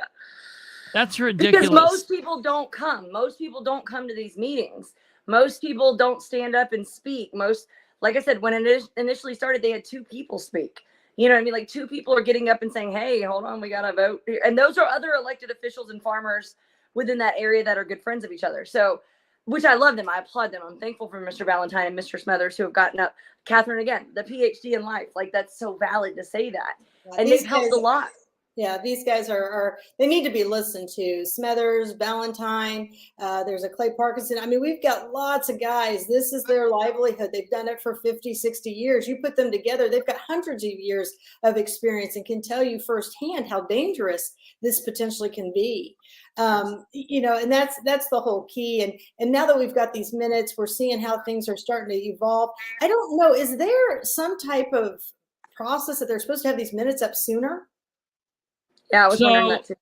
Again, the only thing they're required to do is to keep a record, and it can be kind of a shoddy thing. And all they have to do is they have to approve the minutes after each meeting, and they don't do that. They have to give them to you upon request. They don't have to post them. Whatever, everything else is just kind of icing on the cake. Here's the other thing I want people to understand. If this should get into the water system, IDEM doesn't police this. They don't. They don't. I mean, they check it. And we talk about the difference between IDEM and, here's the thing. Nobody has talked to a hydrologist. Nobody on these. I have. Okay. Your community members are talking to these people. I'm not sure why everybody's attacking the community members. I mean, we've Right. been on with hydrologists. We've been on with geologists. We are reaching out to other communities. We are calling reporters. We are talking to the reporter who just wrote that one on Webster. I mean, we're calling the gentleman whose name's in the Webster, who's the specialist on all that. We are talking to these people, getting their information and their take on how hard is it to work with LKQ. They can't even get responses from LKQ, but you know what? When they came to town, they were very responsive. Well, I've noticed that too. Like when you look at the one that was posted in Massachusetts in 2023, the article, it was called the Yankee Express is the newspaper. They service 63,000 people within the Massachusetts area, right on the Connecticut border. They're the ones that wrote the article in 2023 that they had been poisoning this Webster Lake, right? Or they had been doing, running off into the lake. People were worried about it downstream, whatever. And when you look at that, LKQ, they were fined. They were required to do some, remediation processes, and it still hadn't been done. And they can't get anybody from the EPA, anybody from LKQ to answer them or call them back. The EPA guy, like on a different conservancy water board, whatever, like a subcategory of the EPA for them, emailed the guy back and was like, by the way, I'll look into that. I'll recheck for you. Thanks for letting me know. Like you can impose regulation all the time, but until you do it from the get-go, you're not going to be able to stop them from contaminating the water. It will leach into the groundwater. And here's the thing, when you shower with this stuff, it's getting into your pores. I mean, it's not just drinking it. And if we didn't learn anything from COVID was airborne. It was the most incredible transmission. I mean, it was a silent killer, and you didn't even know you were doing harm to somebody. Now, if we're going to put it into the water, it's odorless, it's tasteless. I mean, somebody, this is the funniest thing. Somebody posted a picture on Facebook of flushing the toilet in our town, and the water's all brown. Oh, yeah, because they're flushing That was just this week. We already have problems with that. I mean, people need to understand that it's not going to get better with LKQ. Now, it's not going to happen immediately, but it's going to happen in the future. I don't want to be the one that we didn't do anything to stop this. Something will come. We will find another source. It's just going to take some time. CVS, I had the building that CVS was in. CVS, I left it vacant for almost 2 years, and now we have a dental practice in it. It was well worth the wait, right? I had all kinds of offers. You know what's so amazing to me? That people have actually called that office and told them, because I own that building, they don't want to be patients anymore because they don't want to pay me rent. Really? I mean, come on. And the closest dental practice to that place is either up when you go up 32 till you get right on like 37 and 32. There's a dental practice that's a corporate-owned dental practice. They have nothing to do with this. And for everybody's news retaliation, it's the retaliation. I mean, really, I let them in there for 6-8 months or something without any rent at all till they got on their feet. I'm not this person. It's all about that. I had another physician in my office who rented space for me for almost 14 months and never paid a dime of rent until she got on her feet. It's about helping the people and giving them services they need. And I'm quite frankly just very tired of the pettiness that's going on here. The fact is this is a dangerous situation to the people. We did not go through the proper channels, and we did not meet the expectations that were asked of us. This is if anybody wants to know what that is. I'm sorry, Katherine. If anybody wants to know what those expectations should be, it's a lot to explain. Get a pen and a piece of paper. Call me 765-617-7785, and I'll be happy to explain it to you. They know what they're supposed to be checking off before they vote on something. Yeah. They're not stupid. Yeah, that's the bottom line. So we all need to just back up, take a deep breath. Yes, at the end of the day, we are all neighbors. I don't feel like I did anything but tell the truth and ask questions of accountability. That's all I did. Well, that's the other thing. That's the other thing, Katherine. You said, like, you're tired of the pettiness of it, and you've not done anything wrong. I want to take a step further. let's say you are wrong. Let's say you are wrong. Let's say you're on the wrong side of this argument. Sure. You've got a right to be wrong. You've got a right to voice your wrong opinion. Yeah, You've got a right. You've got a right. These people have a right to be ignorant and to do what they want to do. You have a right to say what you want to say. Someone can say, you know what? I don't care either way. That is the right that we have as Americans. And so for people to get so petty about it and do that is mindless. It shows how ignorant they are. And it just shows how just closed off from how all this they are. Well, you do have to ask. Yeah. When you made this vote and you didn't go through and make sure all the steps were checked off, did you vote on your emotions? Yeah. Or did you vote based on what's right or wrong for the people? Right. This would be no different than if I was grading somebody's paper and I'm like, oh, this is my daughter's paper, so I'm just automatically going to give her 100. But for these people over here, I'm going to follow the rubric. No, you have to follow the same rules for everybody. They did this. I didn't do this. You state in the minutes, I'm going to ask for an EPA. I'm going to ask for these things to be done. And then on that same meeting, you're asking for this information, you're voting. Well, why aren't you waiting till you get this information? What is the hurry? Well, the reason they went ahead and voted is because 3 different people at the meeting on August 10th. On August 10th, 3 different important people in the picture, not any part of the board members, but 3 different people got up and almost contradicted these requests, if that makes sense. Like, so I told you, Paddock asked for, some guidelines in writing and the authority to shut them down. Polhoy, the town planner, she states, oh, well, the zoning district that's going to be there, they have to follow those guidelines. So you would just go by those guidelines. That's your writing. And then they just keep passing the buck. Who does she work for? Does she work for LKQ or does she work for the town people? Because from the way she's presenting, she's working for LKQ. Am I mad? I'm not mad. Am I angry? I'm not mad. Angry. I'm just passionate about the fact that we didn't follow the rules. People should be working for our community. That's who they should be working for. Nobody's doing that. The second person was from the Madison County Council of Government. Madison County Council of Government is they're the overarching government entity that they help facilitate the town comprehensive plan. Madison County has a comprehensive plan. It's MCCOG if y'all are looking for an acronym, because God knows government does that. Dave Benefil from the Madison County Council of Government, he addressed the commission and he stated that if someone were to build and need a special use permit, so he's like giving them the resources. Hey, by the way, if they're going to build and they need a special use permit, they're going to have to go before the BZA and a lot of caveats are going to be added. So this is telling you the commission and the council are putting this back off on the BZA. They're saying, hey, okay, well, we can approve this because the BZA is going to put in all these requirements. Now, the third person that fought for it was McMullen. And I say his name with such disdain. Forgive me. McMullen stated that the BZA could make those caveats in their findings. So these 3 people, Madison County Council of Government, the attorney for the town of Lapel, and the town planner, who is hired by MS Consultants, no 3 of them are a part of Lapel. And the community that plays ball together, we do sports together, we decorate the town for state championships together, we do parades together. None of those fuckers even have a part in any of that. But those 3 recommended, oh, well, don't worry about it. All those requests you're wanting, the BZA is going to handle it for you. So I'm waiting for the BZA to handle it. That's the whole thing. We got to quit passing the buck here. We need how it even got this far without meeting those expectations just completely blows my mind. It should have never gotten to this. And had I not for the course of government. Yeah, had I not brought in Mr. Kate, we would have never even been able to stop this.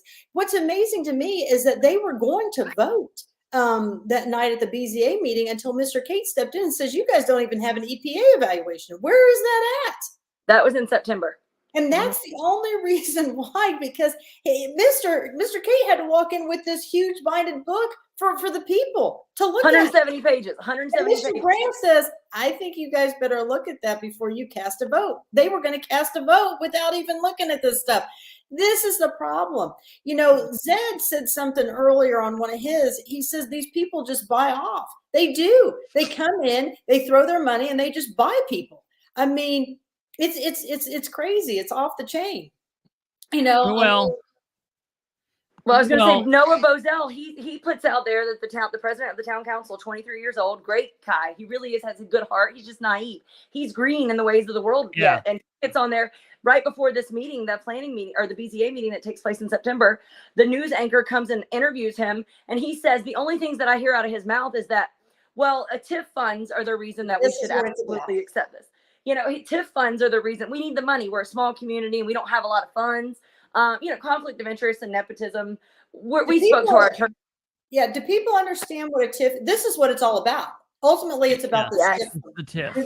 Explain to them what the TIF fund is. Well, so Go ahead. You go ahead. No, you because I think last time you were on, She's been doing a lot of homework on this. So yeah, take it away. So a TIF stands for, another acronym. It stands for tax increment financing. Yep. So tax increment financing says if that land at 13 and 38, which is owned by the Wilson family, if it property taxes for that land, which I will totally pull up in a minute, property taxes for that land that go to the town of Lapel because they annexed that land and it was considered Pendleton, they annexed it in. That will be, we'll say $3,000 a year in property taxes. Yep. Well, now that we've redistricted it, we've put like a new zoning border around them, Shelby Gravel's foundation, Hope Foundation, whatever that looks like. We're gonna kind of annex them and we're gonna grandfather them into the TIF district on that property because they abut each other. And what'll happen is anything over that $3,000, you know, as it gets redeveloped or as it gets developed and it gets brought to be pretty or whatever, because it says actually in the state law, it states that it's when it's a blighted area. Do y'all know what blighted means? That means when it is run down. Yeah. So they're considering this whole area to be blighted or conservation area. We just had this in Delaware County, and the farmland like that where they're currently growing stuff is not supposed to be considered that. That's bullshit to begin with. This will never be sellable. This is why they want so much land. This is why they want 100 acres. Yeah. And this is why they're not willing to move it.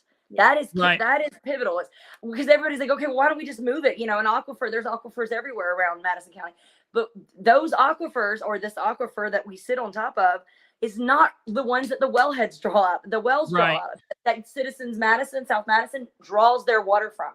So if it's less than a mile away, even if the water is going downstream, I don't know because you haven't done a freaking geology report. Yeah. Even if it does when you're sucking something up, guess what? It's going to pull from the south. It's going to pull from the north, the east. It's going to pull that water anywhere it can every time it's pumped out of there. That matters. So wait, so go back. Anything over the 3,000. So anything over the 3,000 will go into a separate fund. Yep. That fund is regulated and dictated by a separate drawing board, you know, a separate committee, a separate group of people within the town, and it's specific to whatever they decide it should be used for. Yep. So it's not money that we would get to see in Lapel go. It doesn't go to the general fund. No, absolutely. The budget. You wonder how politicians get rich? Yeah, they get a TIF fund. Yeah, TIF fund. Listen, the most corrupt state in America, California, has outlawed TIF districts. But yet here in good old conservative Indiana with a supermajority of Republicans, we still utilize this, and it's nonsense and it's bullshit. And man, you're a quick study. You coming from a week and a half ago when you were like, "What's a TIF district?" You've really done your homework. We've been working really hard over here. So the TIF people. The TIF district specifically where this will go is called the Lapel EDA, which is the Lapel Economic District or the Lapel Economic Development Plan Resolutions. Like it's got different things. And the Lapel expansion #1 would be the Declaratory Resolution Committee, I'm sure. Either way, those are the two places so those boards will regulate how anything over that 3,000 is going to pay. And those people are appointed, and they're appointed by the people in positions of power, and they're people who will do what their appointed fathers and mothers have told them to do. Whatever the pet projects for the town or for that team is going to want to put it back towards. Kate had informed me last time when I did my homework.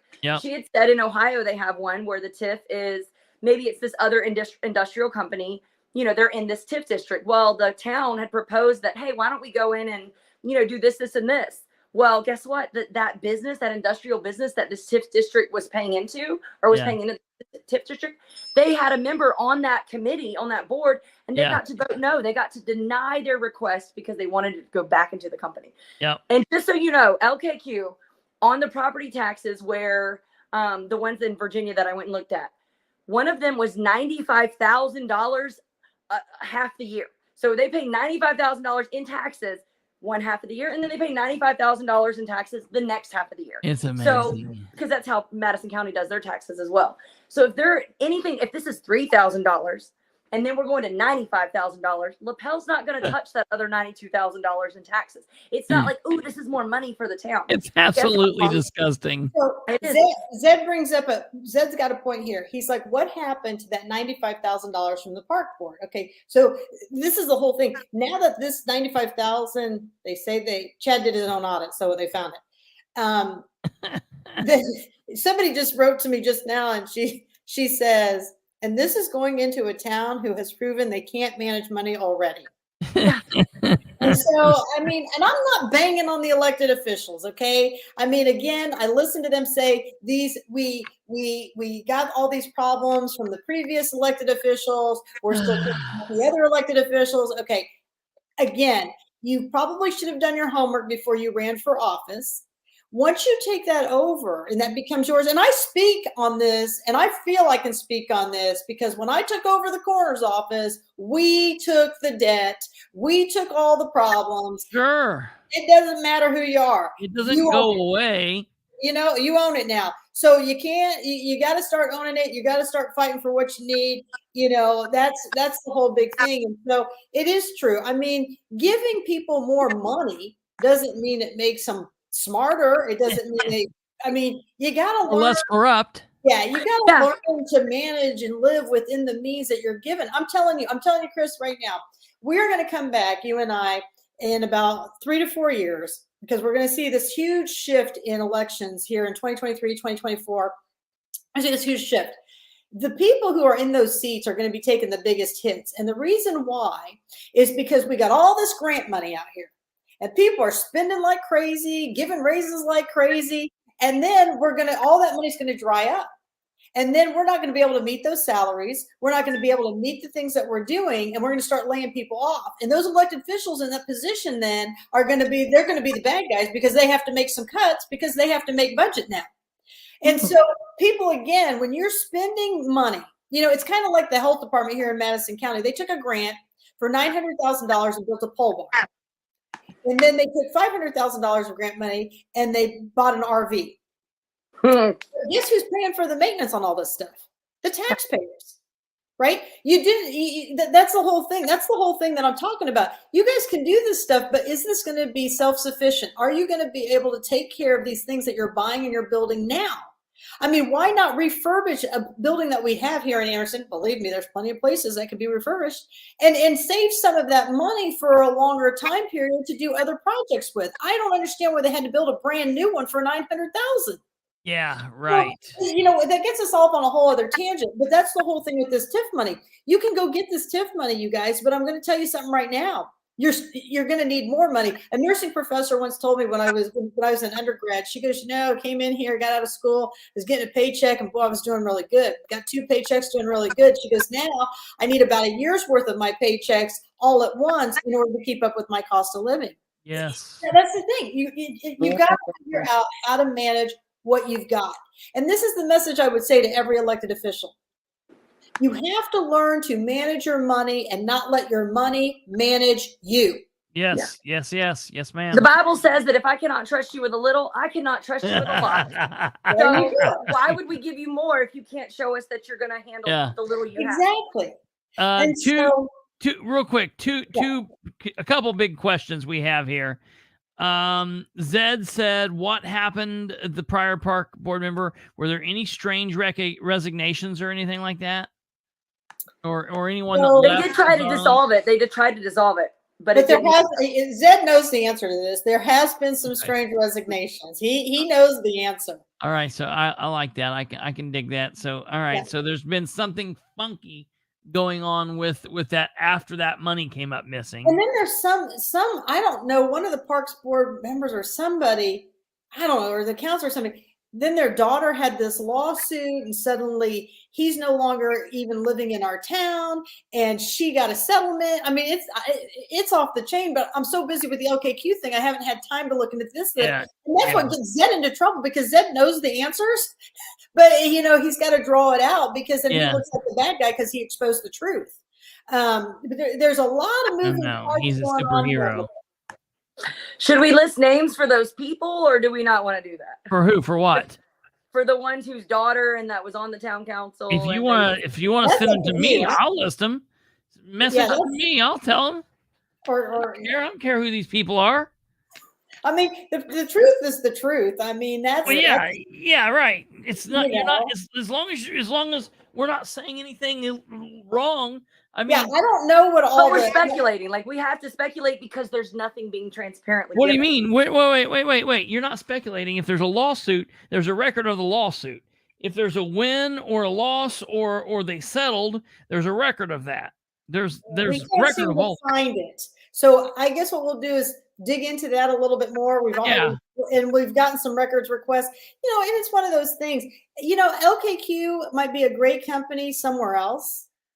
I mean, it's just not where we're at. And the reason why Oksana made the point that all of Madison County sits on an aquifer.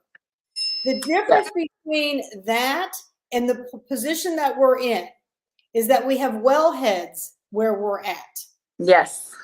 That is the problem. I don't know how much it costs to move those wellheads. But that's going to fall on Citizen South Madison. Well, but that's the problem with all this is the wellheads, and they draw. There are signs over there that are posted that there are wellheads present over there to let people know to be cautious. And that's the thing with everybody. Somebody even stated, my observation, and this is why LKQ should be able to come. Great, what your observations are, but I need evidence-based and I need facts. Oh, let's talk about this. Amy, send Kate the picture of our voting record over here and how many voters we have. Okay. Oh, shit. So a survey was put out by a citizen in our town, and it talked about who wants. Let's look at these results of Lapel. So like 70% of the people are like, absolutely no, we do not want this. Well, this was a monkey survey, so people could vote more than they wanted. Suddenly, these group pages were getting inundated with people wanting to join that don't even live in Lapel or the surrounding. Yeah, sure. All of a sudden, we have several hundred people that are for this LKQ project. Isn't that amazing? It is. Do you know that we had more people vote and we have people registered to vote? Yeah. Right? So then I've got people sending me messages going, you can vote more than one time on that thing. And I'm like, well, really, you should only vote one time. But they wanted to show that the system was broken. It still ended in our favor. Don't get me wrong. I mean, it still ended. 70% did not want LKQ. So the really big thing tomorrow is we're going to see, is the BZA going to speak for the people, or are they going to speak for LKQ? Want me to tell you what they're going to do? Yeah, I want to know, because I've got my own thoughts too. Well, they're not going to speak for the people. Okay, then we're on the same page, because I'm feeling the same way you are. Yeah, I don't even know these people. I'm telling you what's going to happen. Yeah. I cannot wait. So I want to tell everybody. I'm going to use this as kind of a, hey, it's my program. What I'm talking about. I was going to say use it as a shameless plug here, real quick, but I'm going to try to throw this in as well and let everybody know that's watching this from the Madison County area. Tomorrow, and I don't know exactly what time, it'll be more than likely, it'll be between 9 a.m. and noon. So you've got a little window there, 9 a.m. and noon. And I will post it in the comments of this tomorrow. I will also post it on my social media tomorrow when I know the exact time. But more than likely, it'll be like 10:45 to noon, somewhere in that stretch. I will be appearing on the Kendall and Casey show on 93.1 WIBC. I'm going to be down there talking. We're going to be down there talking about the main topic of the conversation is going to be what are the Republicans afraid of? Conversation with Kendall and Casey concerning District 3 State Representative J.D. Prescott and others. But I'm going to do my very level best to, at the end of the conversation, kick him into a little bit of interest about this topic because he likes things like this. So I'm going to do my very best to try to be like, hey, you need to watch what's happening tonight, because I'm going to tell him I'm going to this meeting and let him know what's going on. So that's 93.1. If I can get any interest on this, I'm going to try to get his interest on this, because this is a big, big, big deal. It is. So if you want to listen to that, anyone from in Madison County, I cannot guarantee it because it's not my deal. If it was my program, I'd be like, yeah, it's his. But I'm going to try. I'll try to bring this up. So if you're interested in listening, you can listen to that on 93.1 WIBC. You can pick it up in Madison County. Clearly, it's an Indianapolis station, but you can also find it at youtube.com.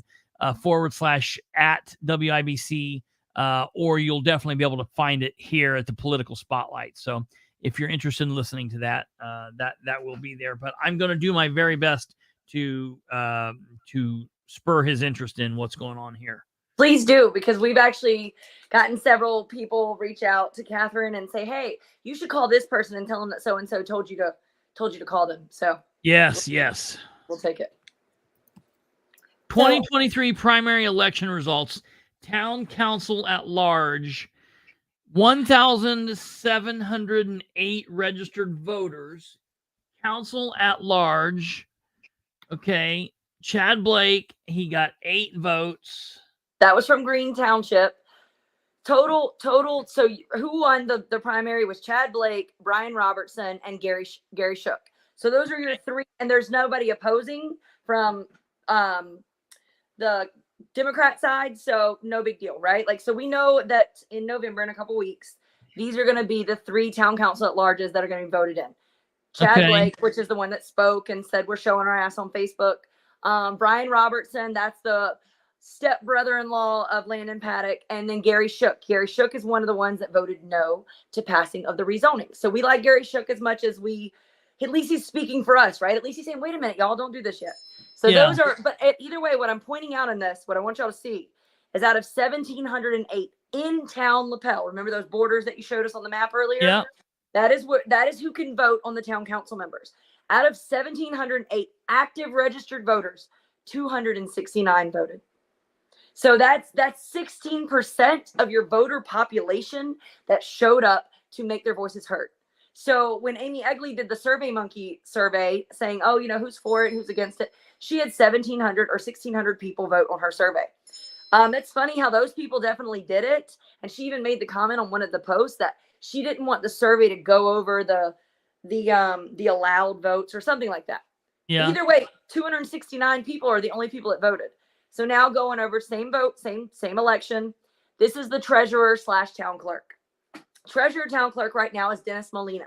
Dennis Molina is MIA. Now we do know that there's some terminal things going on there. However, he's not been in any of these meetings. He's not posted. He's still receiving a paycheck from the people, from the tax collectors. Love the man. I think that that's great. I'm sure he is a figure within the community. I don't know him personally, and I mean no disrespect to him or his family, but he is the current town clerk / treasurer. He hires deputies, just like Katie knows with the coroner's office. There's the deputy coroners, and they can do the job of the coroner. Sure. The town clerk, and technically, legally, Dennis Molina only has to show up one day, out of the whole year to actually be paid, which is great. But there are reports going on that we don't see who's actually writing them or who's doing them and creating them. They're just posted the treasurer's report. Which treasurer wrote that report? So either way, this is for either Teresa Rutherford or Laura Pilkington. I like Laura Pilkington. I would have voted for her if I lived in town and I had the right to vote in town. But I just know Laura Pilkington separately from Cheer and Optimist Club. However, Teresa Rutherford, I don't know her personally, but she won the vote. So she's going to be the next treasurer, town clerk of Lapel. And again, what is it when you don't have someone running against you? She has no, There's no challenger. She's unopposed. unopposed. She's unopposed. But again, it's 269 people voted out of 1,700. 16% showed up. And yet 1,700 people, or approximately, don't quote me, did the survey from, there's the Survey Monkey from Amy Egley when she did it on the LKQ. That's not the final numbers, I don't think. I know. I've sent her the final one too. I don't have the exact numbers. But this is kind of what they were asking. These were the questions that were being asked. It was just one question. Are you against it or are you for it? Right? Like it was literally a one question survey. Are you for it? Four questions, right? And so this is what they were asking. And then I sent Kate the final results, but it doesn't give the exact numbers. I'm sending her another one now. And people, we don't do this as a professional. So these people who think I'm plotting against some family, this is not what we do for a living here. Yeah, it's not like these people are professional pollsters. This is not a, yeah, right. It's done on Survey Monkey, you said, right? Right. I've used it before. It's good for like a little, it gives you an idea. Is the junkyard a bad idea? 17 or 75% say yes. Orange, 17% also yes, but orange. Gray is 8% no, but I will benefit from it personally. And that was a joke. That was a joke. Yeah. Okay. I mean, this kind of just shows, and I don't know if you have the pie, again, on the pie chart that I sent Kate, there's 70% do not want this. And I can't find the numbers, but it was 200 and some people who voted yes, that they wanted this. That means every single person that voted for during our election, which I was one of those, because at that time I was a Lapel resident, voted in favor of wanting this. There's no way that every single 200 people who voted in the election voted yes. I'm just telling you that right now. So, somewhere in the middle, but as you can see, the majority do not want this. Why they wouldn't represent the majority of the people and why they would represent the minority. Now, I understand you're supposed to represent both. I do understand that. But let me tell you, you represent both, but at the end of the day, when you're making a decision, the decision should probably reflect the decision of the majority because you're not up there voting your own opinion.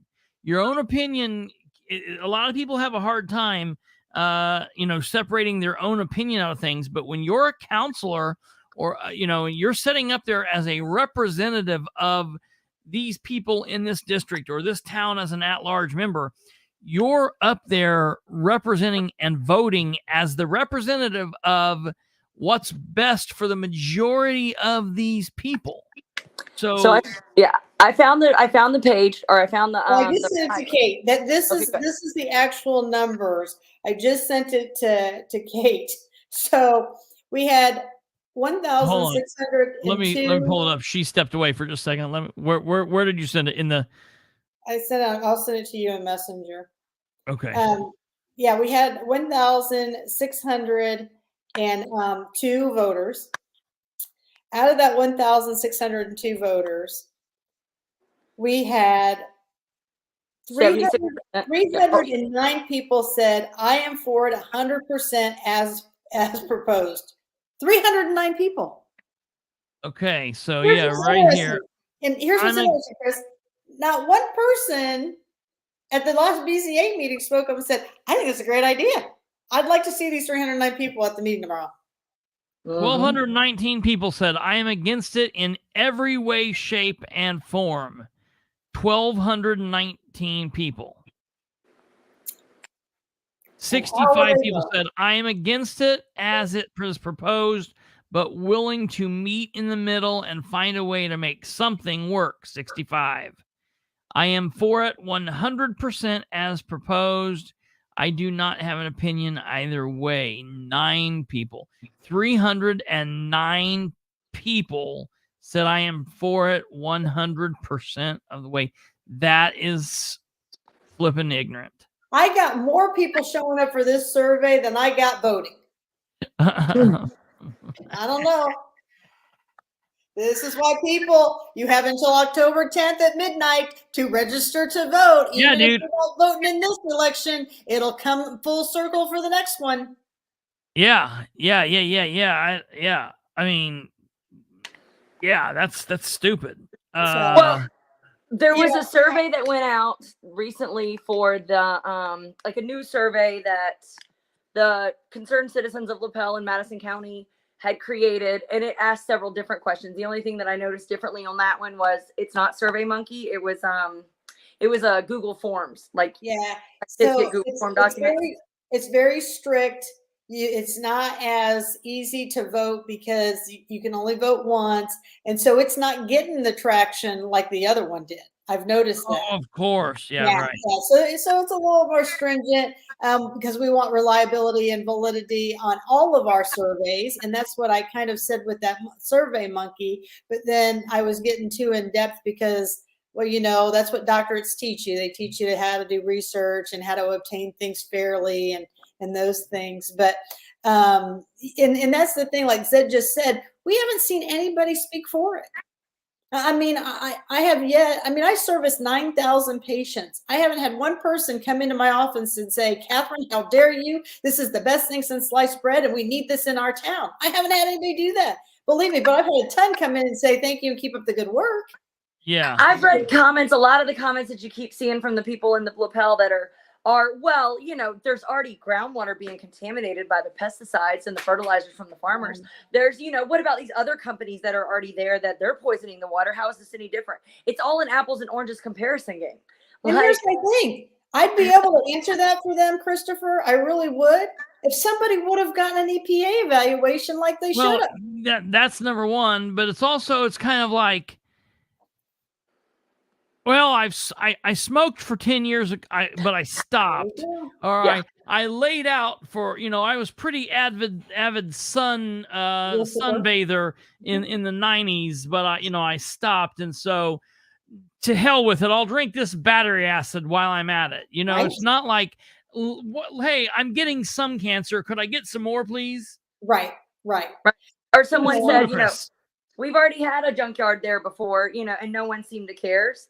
And someone said, they were like, the yard had nothing to do with the water. It was small and hidden. And before the people were of our age that were born knew how to regulate it. Did y'all know that the EPA is the Environmental Protection Agency out of Washington. And then every state has their own. So ours is IDEM, Indiana Department of Environmental Management. So they do not regulate you. They let you regulate yourself. Do you think that companies that are $15 billion companies are regulating themselves? Look at DuPont in Parkersburg, West Virginia. DuPont was not regulating themselves. They were still allowing the Teflon chemical to be leached into the water. What's the name of that movie? Dark Waters. Dark Waters. Watch that Dark Waters. It was amazing with Mark Ruffalo. Or The Devil That You Know. But I'm going to tell you something. Some people will have a hard time relating to these waters. Dark Waters, Aaron Brockovich, Flint, Michigan. Because I keep bringing all these things up. People are having a hard time relating to these videos. So I'm going to break it down for everybody now tonight. If you have Netflix, I encourage all of you to watch Painkillers. Oh, it is so good. It is series. It's about eight It's shows. They're about 35 to 45 minutes long. And this is about Purdue Pharma and how they knew that medicine was really heroin. Yeah. And it shows how they bought off the FDA, how they bought off the elected officials because they were making so much money. Now, here's the thing. It was a billion corporation. Industry, it was, right?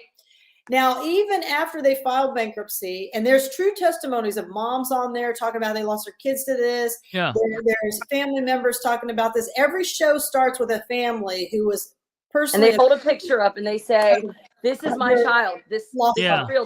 They're dead now." But it truly shows you when you have money, the power. It even shows you how this woman, kind of like me, put everything she had on the line to go against this company and ended up losing and was the bad person for doing all this. But she kept fighting. She kept persevering, and she was persecuted for all of this. She had it in front of the senators at the White House. She was for sure that they were going to say no. And suddenly she gets a call. They had called, I think, Giuliani, and he pulls the whole thing. And this goes on for another 2 or 3 years. No, they called the president. They called the president themselves. And it goes on for another several years. Yeah. And more people die. And then finally, it got so bad that it finally got pulled. The company went bankrupt.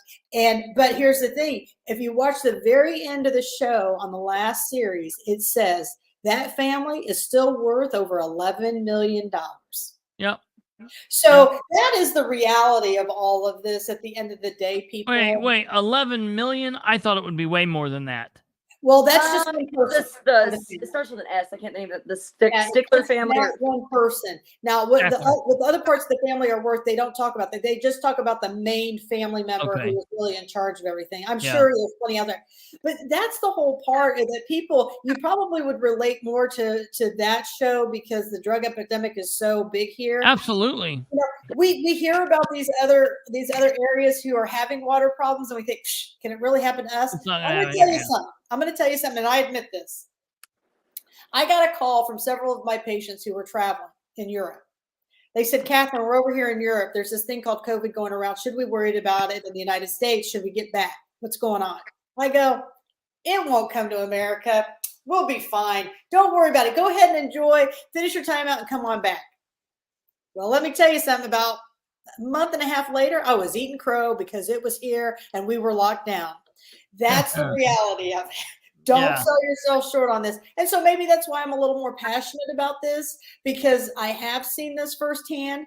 But yeah, I thought, no, we're America. It won't happen here. Well, that's the same thing. You don't think Flip Michigan's going to come here? You think Aaron Brockovich isn't going to come here? You think, well, let me tell you, it comes here. Our drug addiction in Madison County is off the chain. Our overdoses are out of control. I'm talking to coroners still today here in Madison County. They've got overdoses every day, every other day. It's crazy, so it will come here. It's just, I wonder if something's in the water that, Yeah, right.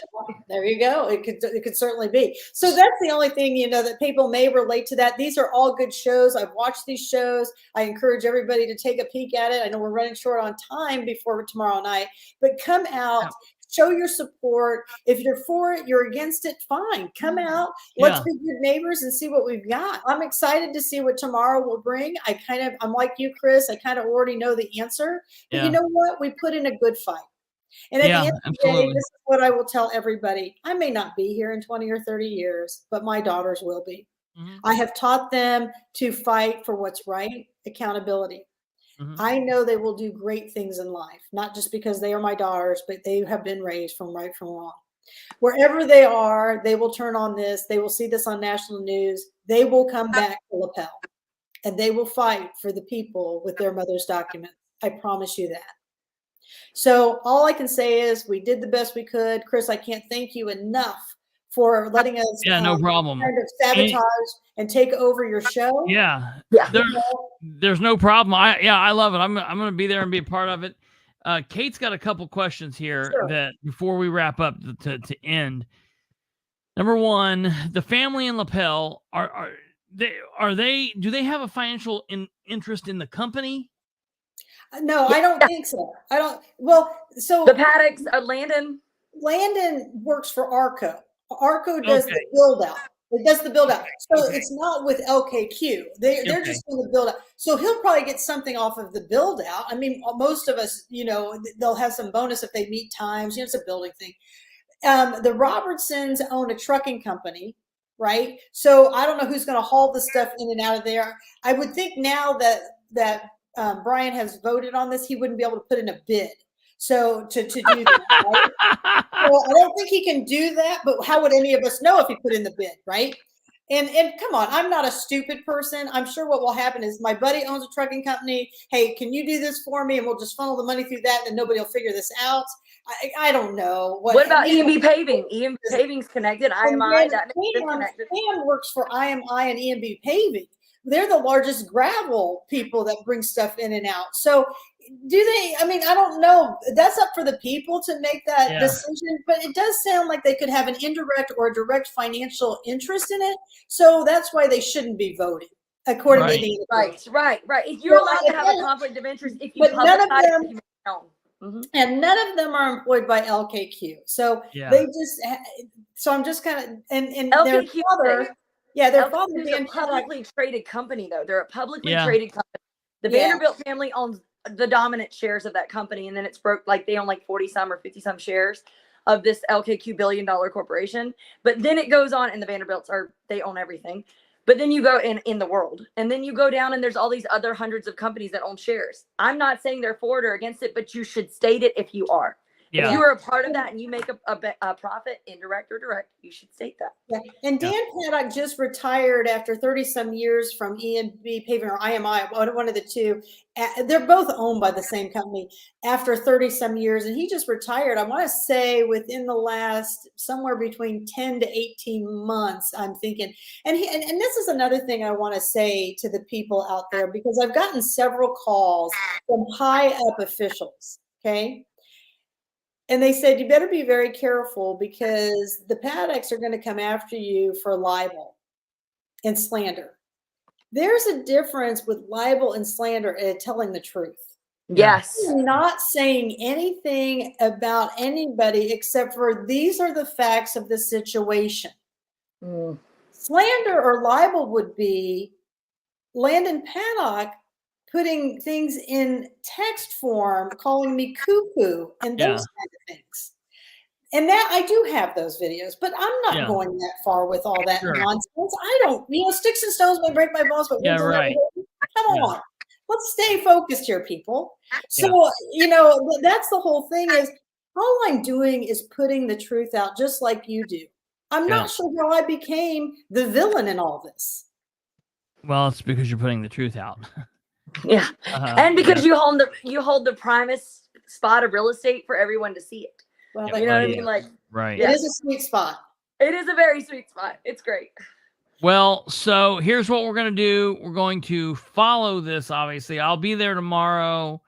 And, hopefully the right thing happens just because of what they vote on tomorrow. I mean, they could go a long way for killing it tomorrow.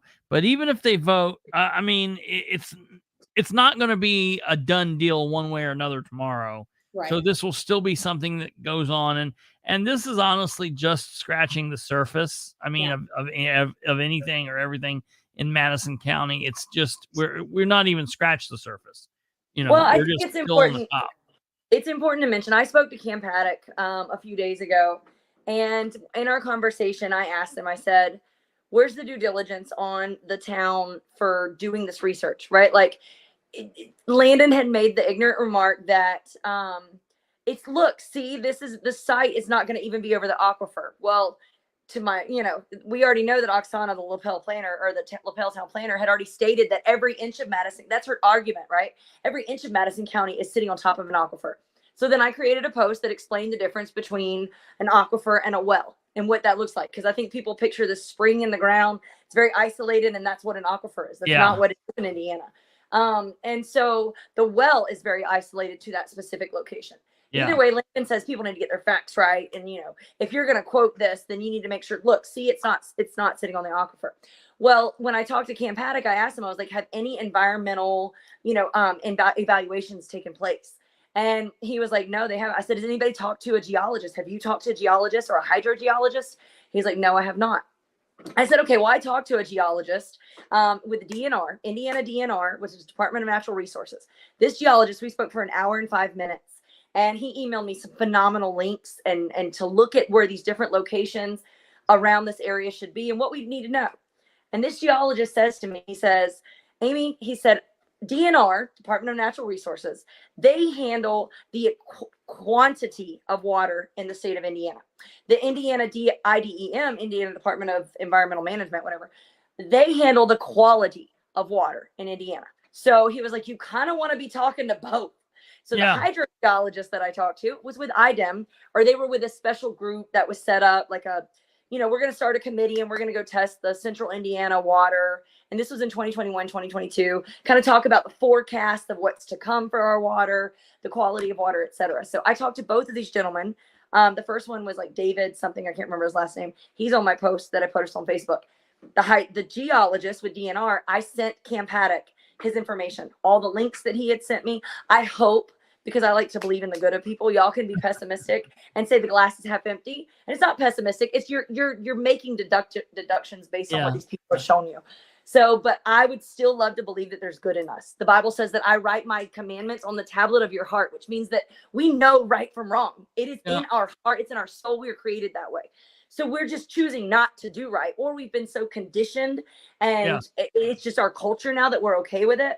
And then we're told, oh, they're such good people. They give you the shirt off their back. Well, it's not about being a good person or a bad person. It's not about being a shitty human or a great human. It's about doing what is right in the eyes of the law, in the eyes of your constituents, in the eyes of your fellow man.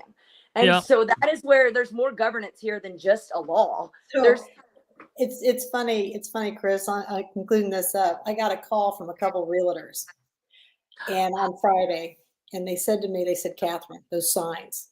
I said, yeah, what about it? They go, we love the signs because we don't want LKQ to come here. They said, but the problem is that people who are coming here to buy houses want to know what those signs mean. So we had to tell them that there's a potential junkyard that's going to be put over by the wellheads, and they no longer want to look at Lapel if it's that sucks. So I want people to understand. Now, on that same note, Chris, I want to tell you that Madison Paddock has gone around telling people that only the real estate by the junkyard will depreciate. It won't bother the people. That's stupid. But here's the thing. So it's going to depreciate. You're admitting this. I don't know where it's at. You're admitting this. So you mean the people who live over by that facility should be treated less than the people in town? No. And that's what my problem is with all of this. This isn't bashing anybody. But let me tell you something. You and I put our pants on the same way. Yes, maybe my pants might be $200, right? But it's how we wear those pants that make a difference. And that's what my problem is with this. No one is better than anybody with this thing. This involves everybody, and I am fighting for the Paddock family just as much as I'm fighting for the Smith family, just as much as I'm fighting for the Goodwin family, just as much as I'm fighting for the Wright family. I'm fighting for every single member that wellhead feeds. That's what I'm doing. I'm not picking and choosing anybody.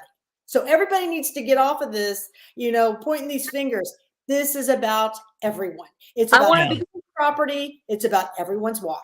I want to be careful too. Just because they can move those wellheads, if that's even possible, does not mean that Mud Creek does not still butt up to that property. So there's still water runoff. There's still, and even if you have a retention pond, there is so much regulation that should go into that. It will still corrode. It will still leach through. It will still in time break down.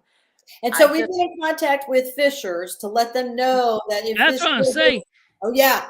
All the council members have been made aware that we've got a problem. The Herald Bulletin put a ad or article in the paper today. It should be on the front page of the Herald Bulletin tomorrow. I did post it on all the Lapel sites. This is a big deal, people. This is a really big deal. This could change the face of Lapel forever.